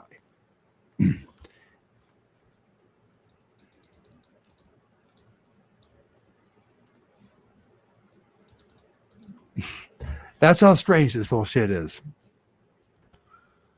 How is it that up in the sky, you know, these are chemtrails, so I don't know how many thousands of feet it would be. If it is at least 1,000 feet, right? It's going to be at least that. Or maybe it could be 500. We'll say it's 500 feet. Because we know that they dissipate and spread out and then they fall on top of us, right? So, okay, let's just say whatever. We're aiming for 500 to 1,000 feet. We'll just give it that. How did that thing just materialize and that thing just showed up perfectly, right? And by the way, it's not just a few seconds of it. But I can show you the still of it. This is this guy no longer is on the internet. He was one of the many who got taken down and banned for sharing this stuff. Well, look, there's the kingdom in the sky, like the palace of the clouds. What are clouds? Is it like I suspect plasma, and then could it be another plasma plane, the entrance to the next realm or dimension potentially? I don't know. Your guess is as good as mine, but I do have a hunch that plasma has a big part in all of this. Maybe they're able to conjure up the images. What if that's the possibility that they use whoever they are, whether it's us or something or some other entity, has the ability to manipulate this plasma to give us a light show, to make us think that we're seeing something that's not there. Definitely that possibility. Especially if it was in chemtrails, right? Like, could be programmable, could be doing tests, like trying out for the Project Bluebeam and putting holograms. You might be right about that. Maybe it's all just a show, right? And it's just and they're messing with us, and maybe they pay attention to what we're doing. Maybe they're able to even, if they have the skull that was it something skull technology. What do they call that again? Yeah, the voice of skull or whatever. Yeah, So what if that's what they're doing, and they're playing little games with it? That could be. I'm willing to entertain that at this point with everything I've gone through. I'm willing to entertain the fact that maybe they literally do have the technology to screw with their heads completely. Yeah, right. And Like make at us this see point, things. And I don't doubt anything. Eric Hecker, I've interviewed a few times, and he's stated that he's experienced while working in South or Antarctica at the South Pole Station, potentially the equipment to do exactly that on a mass scale with their mass neutrino detector or something, but that it's essentially this faster than light, so like quantum entangled uh, giant array, so you could essentially broadcast to the world or whatever, and especially when you tie into like the energy fields that surrounds us, like we were talking about at the start, that Tesla was tapping into, and that potentially the trees do, that they could be and most likely are, from what I've read and what it seems, and the claims out there that from these satellites, and then the arrays on the ground, so just blasting it up and then reflecting it down, putting these mass signals and energy waves that are packaged information of thoughts and emotions upon us, that they're imprinting into our reality and into our minds. yeah, and this is where I brought up to you because I know that most of my Bigfoot researchers or fellow researchers would not be able to tolerate that question, but you would. You could entertain that, the possibility, It was right? actually brought up in a private discussion recently, that's by a fellow podcasters, I guess, source that they supposedly works in the government, that they're broadcasting this third frequency through like electrical frequency, and that it somehow subdues the population, prevents like riots or revolutions and stuff, keeping the people docile, and that I guess they've had to like put it on overdrive lately or something, was what I was told. Make of that what you will, but could be, and seem, not with, seems within possibility, or realistically, of what the hell's going on in this world. Well, they have a tendency to spend a lot of time mind control is one way or the other. This is the Vatican painting called The Last Judgment. You heard about it? Briefly, but it's been a while since I've seen it, and never really taken an in-depth look at it. But now that you bring it up, I can assure, like, you probably deciphered out of it that there's a vast amount of occult knowledge written within it. And it turns out something that kind of looks like a Bigfoot. No thanks. And the dead center of it, right here, where there's supposed to be this cave. It's a very weird looking cave, by the way. But anyways, right in the opening there, right? There's these two entities, and they have all these other spirits and beings and demigods and everything. For a monolith. Wow! That's what it is right there. And this feet. That definitely looks like a couple Sasquatch. So we're calling them Sasquatch, but what have they been calling all this time? They've been calling them like demons and the guardians of the underworld and hell and Hades, right? Dante's Inferno and all that nonsense, right? But this is, I can't remember, when was this painted? When was The Last Judgment painted? when was it painted? 1549. So when did we? Supposedly we didn't know anything about the New World until when? About 1492. Is that what it was? About around that time. So this is 1549. So at least 50 years, 60 years, right? Since allegedly we showed up, which I don't believe any of that nonsense. Anyways, I don't know how you feel about that, but there's overwhelming evidence that we've been. Oh yeah, if you have it close to you, access, you have a plate from Ecuador, a plate of an image of a guy that's holding a severed, decapitated head of a Sasquatch. Remember that one? Oh yes, from the Crespi collection, 100%, right? Like that Yeah. one. I guess what I'm point I'm trying to get at, folks, these, if this is from the Vatican and it's in the Vatican and it's almost 500 years ago, and then you got this one, we've been interacting with these things for a long time, and the powers that be, including, I mean, I could be wrong. I still could be, missing the point here, but I think the big mouse like the Sasquatch, the hairy, dark skin with the funky feet. Yeah, I got a feeling at least there's a possible connection between this painting and others. And which one should I show? You got the skulls thing going on here.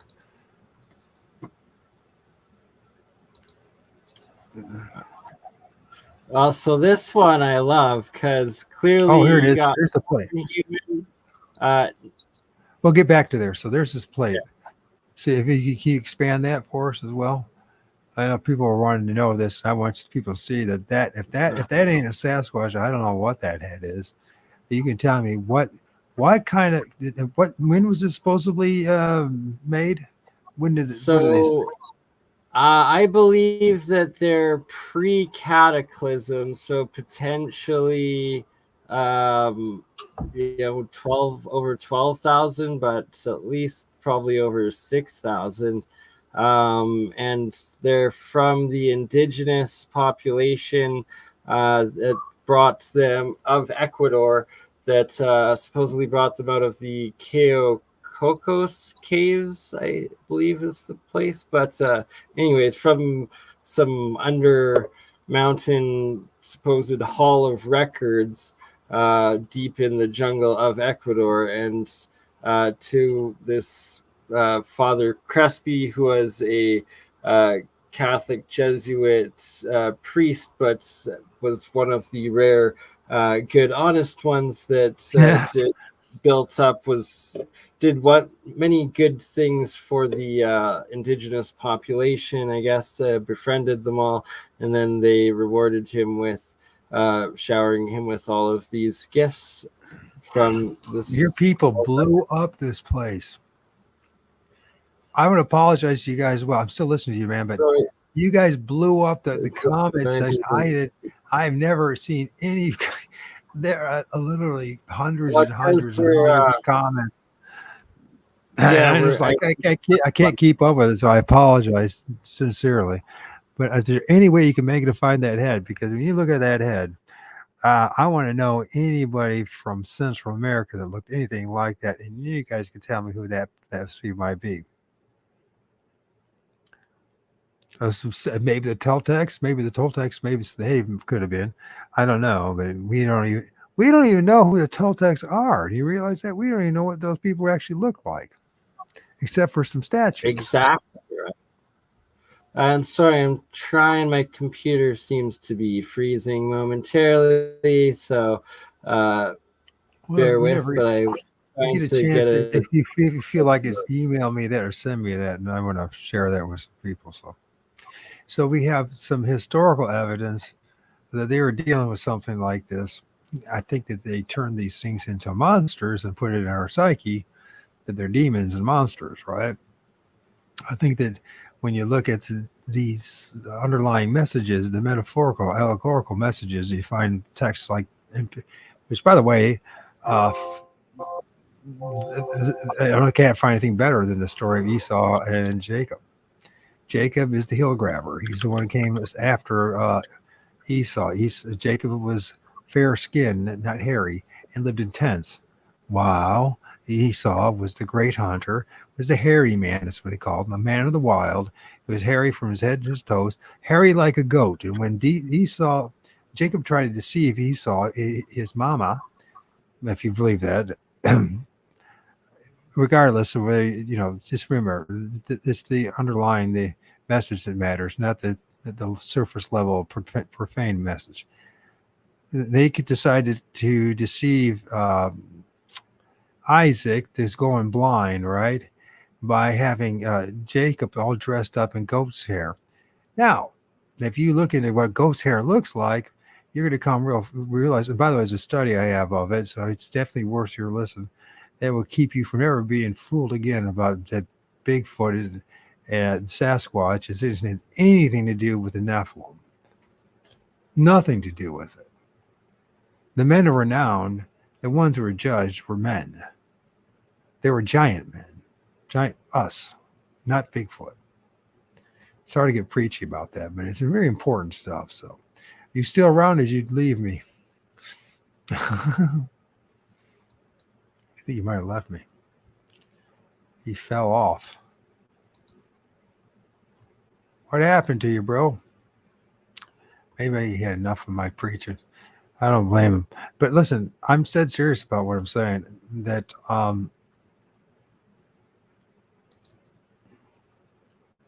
hopefully he comes back because you dropped off. There he is. Sorry, hit the wrong button there. That's okay, man. So right now you got Neanderthal and the Denisovan compared to modern man, and clearly they're showing that what they've genetically mapped as Neanderthal is an elongated skulled humanoid, and what they've genetically mapped and dictated as Denisovan is a giant, because it's literally 3 times the size of a modern human. And that clearly giants and elongated aliens in those days, and that they also make up a small percentage of our own human genome, according to the modern CRISPR genetic. I thought I heard you once bring up the notion that maybe Neanderthal man is actually Sasquatch. The possibility they could be the same. I believe I think they were. Yeah, right. That well, there could be the missing link, and that it seems that something came in and like we're a mix of both a bit, or like of something else and them, and maybe there's a possibility that we're hybrids, that we're the hybrids, that we were bred out. They took whoever they were, whoever playing God with us. There's all sorts of stories out there, so you take your pick, but they're just stories until we know for sure. But one thing is certain, we just look at ourselves. And yeah, I know a couple, there's people out there say they don't need clothing and stuff like that. And I think there's actually in the last show you posted, the one guy's talking about, I can't think of his name right now. He walks around naked all the time, which is cool. That's great. I just want to do it. But, for the most part, we can't do that. We cannot do that. We cannot do anything in this environment without clothing, without shelter, without electricity, or some kind of form of heat, fire. Right? We are plain skin, and we stick out like a sore thumb.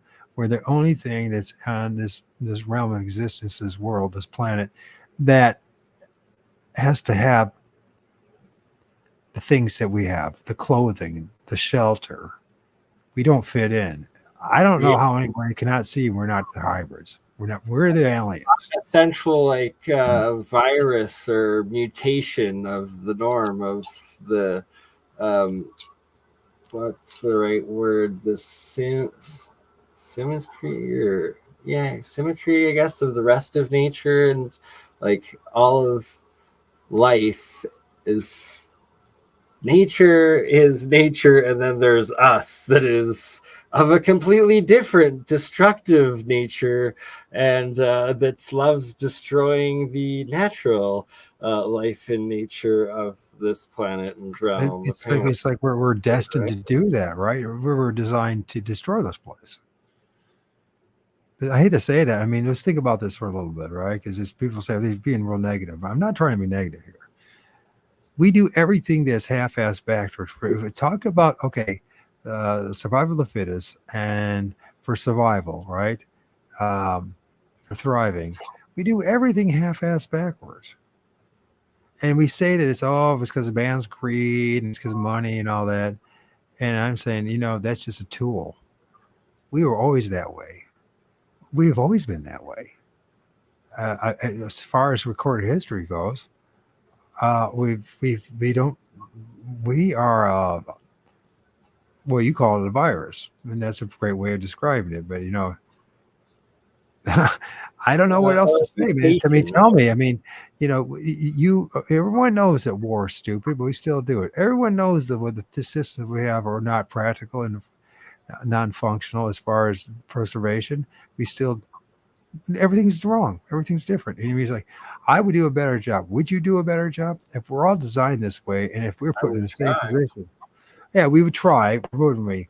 But the thing is, the good guys, we know what happens, and we got lifetime of experience to know what happens. It's the bad guys that can rise to the top. And I'm not trying to be negative here. I'm trying to really think clearly about what the hell's going on, because the big picture is really important. Absolutely. Like Jeremy was documenting this huge the other night on his disclosure stream. I think it was episode 3 or 4, but just like of how the evil bad guys killed the last good president and have installed nothing but death and dictatorship and bullshit ever since, and corruption. And that until you go further in history, you don't have to go very further, and this is reproduced. It's repeated over and over and over again. When you start, a great book to read. Another great book to read is the Rulers of the Press. It was written published in 1939, and it talks about our relationship with the press, and in the United States in particular, and mainstream media, and the 19th century. There's nothing but corruption, and nothing but wars. We have a tendency to forget the fact that when we showed up here, what did we do? I'm half Ojibwe and some Cherokee, right? My dad was Native American. My mom was 100% Dutch, right? Rh negative, right? I suffer from Rh negative disease. Believe it or not, there actually is a disease out there called Rh negative disease. And what did we do? What did we do? We came to the Americans. So doesn't make sense. Right. And when we look at the... Sorry. Oh, yeah, go ahead. No, it's because it doesn't make any sense. It's not survival of the fittest. It's just mayhem and destruction. When we showed up here, by the way, it wasn't any better here.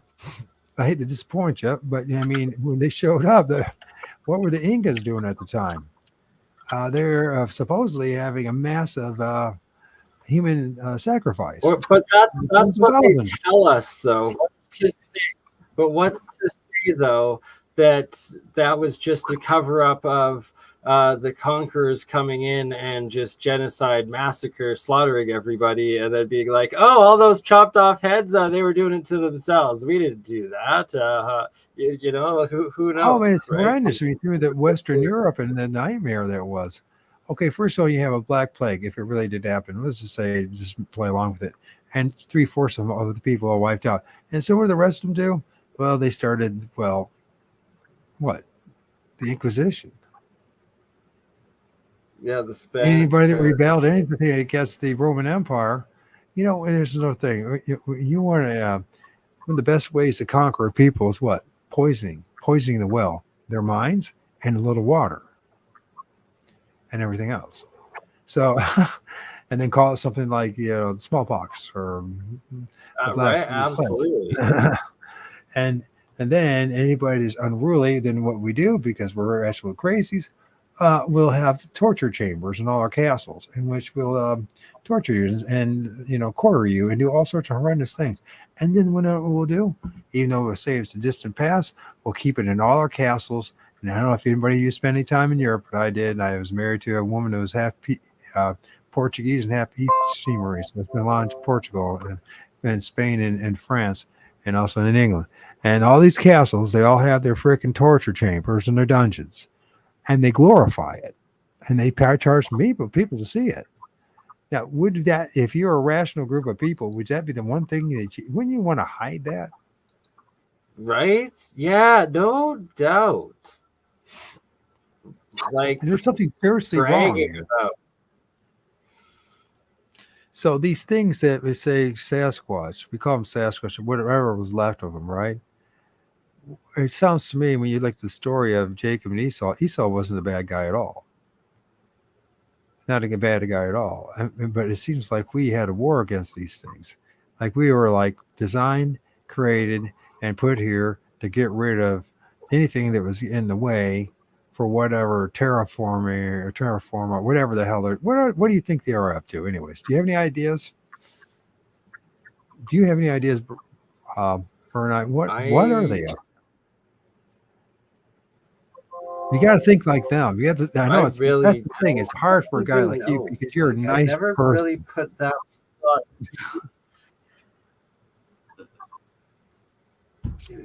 Right? Yeah, it's like I never put much energy into the mind of or trying to understand the negative or doing evil and like thinking of like ideas of that sort of thing, right? Like it just I don't know. Like just don't really know. Yeah, so I mean, it's something to think about, and I think the big picture. I mean, I'm the big picture type of guy, right? The details. Then it was never, never would be good at being a scientist, right? But I'm preferably needs to be an investigator, and so. But anyways, saying that, this might be something for the next time we get together, if we ever get together, is talk about that. What are we doing here, and why are we here, and why are we doing everything that we know is half-assed backwards and not good for us and the prosperity of ourselves, our children, and grandchildren? And it's universal, folks. It's not just United States. Absolutely. That is a perfect discussion for our next stream, and we will definitely be doing one, Mike. And why were we at war with these things called Sasquatch? And why did they make such a big? I mean, think about that image there, that plate, that image there. Literally thousands of Crespi collection right there. Right, and we were talking about the Central and South America. I mean, how many cultures, societies had beards like that? That looked like that. Right. I mean, what African culture looks like that? I mean, it's got a big nose like a Sasquatch. It's got big lips, much bigger lips than any anybody who has African descent. And in any way being disrespectful, we all have our different characteristics. What is that thing? I mean, it's shocked me since the first time I've seen it, and I've been asking the same question, right? Like, glad you brought this one back up because it's literally a golden tablet from the Crespi collection from the Teos Cave in Ecuador of some ancient warrior holding a freaking Sasquatch's head. I like that. You know where Mike Dose just said, maybe Bigfoot is a guardian to keep us out of what? What if, what if this place, we know they've been trying to keep us to focus above us and away from this place, right? What if this globe, this ball that we live in is actually hollow inside and there's something else inside? I mean, it's a speculation, it's a guess. Right? It's not original. It's not mine. It's been talking to people thinking and asking this question for hundreds and hundreds of years. But maybe they're right. Maybe they're there, I, and these UFOs are coming out of the freaking waters, out of the ocean, out of the rivers. as well What as what apparently volcanoes. was that? Yeah, Also, volcanoes. Absolutely. So what are we dealing with? And I think it's an important issue, and it's much more than woo woo or cryptid or this, that, or the other kind of like monsters. Just they want us to focus on the scary stuff. They want us to be entertained for a reason. It's not just to keep pacify us like little children. They're hiding something. They're right. clearly hiding something that's bigger than Sasquatch or UFOs. I'm sorry, but we'll have to talk about it another time when I'll put my ducks in a row and talk about that. But I hear that in your voice too, that there's something else going on. I don't know if we're on the same page or not, but it doesn't really matter. One thing is that if we do recognize there's something wrong, right? There's something I wrong with sus- this place. yeah, I fully agree, right? Like I suspect, and they're definitely hiding something major. I believe that whatever the poles are, Antarctica, supposedly, whatever is there, probably contains the answers of our true history, origins, and what's actually going on in this realm and outside of it. Right? Or inside of it. Yeah, Maybe. it's like they made up this whole story about Dante's Inferno and hell, and we know that Bird it's story. it's a story. It's not. There's something to verify it. Yet they have these allegorical, metaphorical stories over and people going to the underworld. Whether it's the Egyptians, the Hebrews, it doesn't matter. Every culture seems to have something about the underworld. Tibetans. The ant people from the underworld. Hopi, yeah. So, and you talked about 40 miles of caves in that mountain, and it's supposed to be about mining for gold there. And what if they found something else as well? Exactly. I don't know. I mean, we got what do they call that? That radar that penetrates deep into the earth. I think LiDAR. it's not LiDAR, LiDAR. the It's, ground penetrating radar. What they is it use actually? satellites for this one, and they can go they claim they go as deep as 500 miles into the earth. That's as far as they have any kind of signal of anything. They claim at 500 miles. What's the rest of it? And they say it just kind of stops around there. Do you know what I'm talking about? I can't think of the name of it right Yeah. And now. apparently it turns into like nothing or something, like a gap or a space or something, right? Right.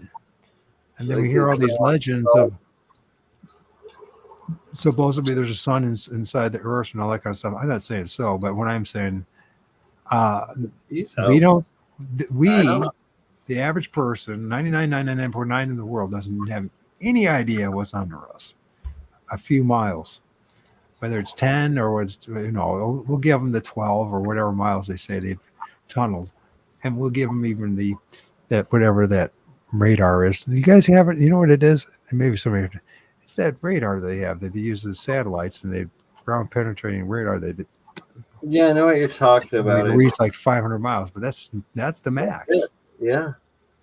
So we have no idea what's beyond that point. We're just speculating, assuming that it's a big, bunch of lava, right? And an iron. And apparently they even like claim that it like stopped spinning or like started going the other way or something recently too. Like what the heck was that even about? Like do that, like it's so ridiculous. Like and bang on with the point that we really don't know. No one really knows. And but probably some do, and the ones that do are keeping it hidden, punishable probably by death, and from the rest of us. And that there's And we'll leave it at this. And I'm just going to say one thing, and then, I want you to remind anybody that's here that doesn't know you of your channels and what you're up to.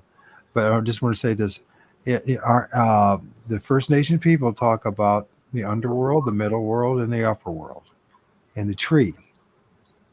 And the tree represents the underworld, the middle world, and the upper world. And I think we might want to think a little deeper about what that symbolically means and what's really going on. Because I think the answers are in those simple little riddles, those allegorical, metaphorical tales that they went out of their way to crush, folks. That's the very first thing to do. Now, I know you say, well, this is how empires work. And fair enough, that's how empires work. But, intelligent empire will at least hold on to the truth before they crush the rest of it, right? So why did they crush all this stuff and hide it from us?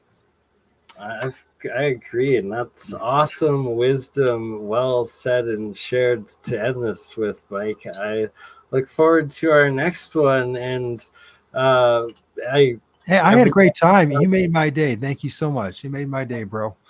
I might be old enough to be your dad, but I know you made my day. Right, I got you, brother. Appreciate it, and everybody go subscribe to the Lord of O.R.D.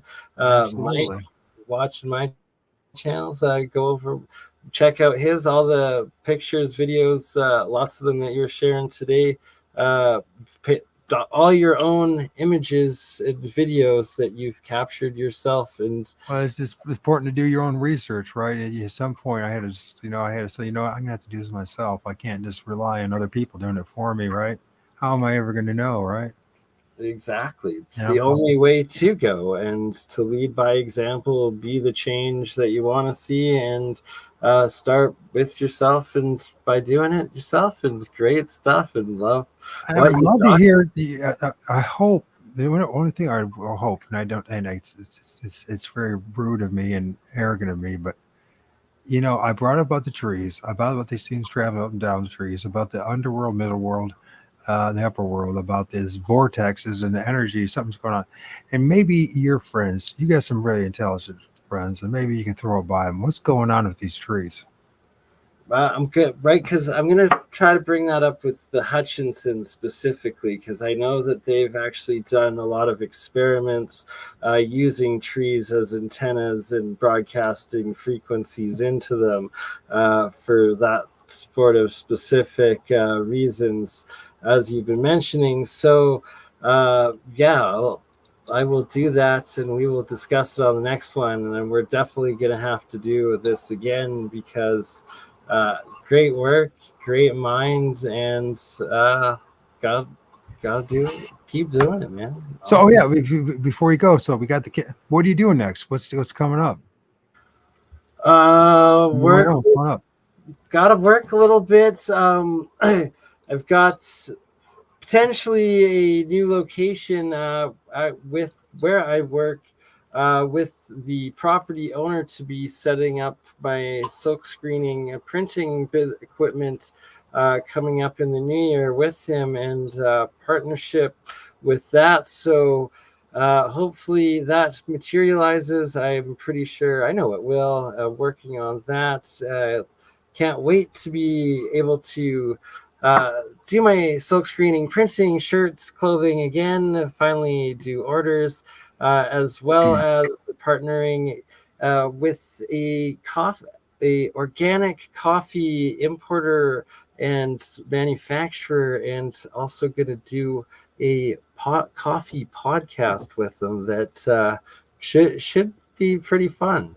So that's some couple things to look forward to in the new year.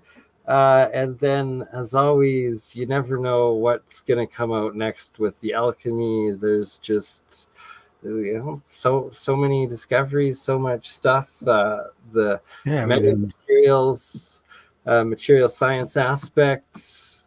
Lots happening with alien scientist Jeremy Reese and the APEC team. And I encourage everyone to watch the next APEC coming up next weekend. Yeah, let's try to get crypto alchemist above 10,000, and then also let's try to get Burneye, the Burneye. I know this. Minds3rdEye ScienceGuy trips by itself. Anyways, get to over 3,000. So with that, I'm going to end this with. I know it's Jack Filet, but if you listen to this very end, think about what we're talking about, and make you think twice about what's going on with these UFOs. And then after you guys are still around, regardless, I'm going to play some closing music. It was great talking to you, bro. You as well, I have Mike. utmost respect for you, man. Utmost. So right back at you, my friend. You've added a Yes. whole new perspective of my understanding of the Sasquatch phenomenon that we're going to take in depth way more into the next one, my friend. Yeah, there's a lot more going on than scary stories. Exactly. With that, much love, bro, and everyone else. And let's listen to what Jacques Vallée has to say. Right? And we became friends after a while, and they could see that I was really, really interested in what had happened to them, because I could tell it had had a deep impact on them. They hadn't talked about to anybody, because it had, again, affected their life, their beliefs, a number of things. And I asked them to take me to that place among the forest where the thing had landed, one time. And I said, looking around, if it took off in that direction, it would have hit the trees. And they said, well, it kind of hit the trees. And it went through the trees. Well, okay, so now this isn't some sort of rocket or some sort of helicopter. A helicopter will crash if it hits a tree. I said, why didn't you tell that to the investigator who came here? They said, well, we could tell he would never believe it because he was looking for hardware. He was looking for some sort of super rocket. He was essentially had an engineering mind. We couldn't tell him that it went through the trees. But you asked a question, so we told you. So I think that's what we need to learn, and that is what bothers me with what's happening now in the US is that we're primarily going to look at the military cases. That's what Congress has mandated. The pilots are going to come up, and now, fortunately, they are giving them permission to speak about what they've seen, okay? Without stigma, without being degraded, without losing their position as pilots, If you're a pilot, you don't want to be assigned to an office somewhere. You want to keep flying, right? So you're not going to talk about UFOs, ever, okay? So when that stigma is removed, now you have another situation. But now we have to think about, and again, the Army and the Air Force is great because they have all these instruments that can measure things. They have radar, they have all of that. A farmer in his field doesn't have that. But the farmer knows his field, and he knows nature. He knows the clouds. He knows if it's going to rain tomorrow. He knows how the cows are behaving. That tells him something about what's going on. It tells you about threats. It tells you about all kinds of other things that a pilot would never know about, because a pilot is looking at a few instruments and the sky in front of him, and that's it. Okay, so we should not narrow what I'm afraid of is that everything will be military observations, because they are so neat, observations from the last 5 years, because we have all this wonderful technology. The farmer doesn't have that technology. So it's going to be discounted, and it should not be discounted.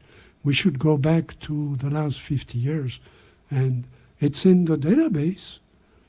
Now, most of those people have died. I have the privilege of having survived long enough to know all these people, and I can see people making hypotheses about the database that I can tell you are false. I can tell you it did not happen that way because I went there. And I spoke to the people who are operating that radar, or the people who were flying that airplane back in Brazil in 1987, when there were ships, flying ships coming out of the Amazon at night, flying out of the water of the Amazon. Okay, they saw that. They have pictures of that. Okay? You're not going to get that just by doing some superficial research, as good as the research is at Harvard or Princeton or Stanford. We have to go beyond that.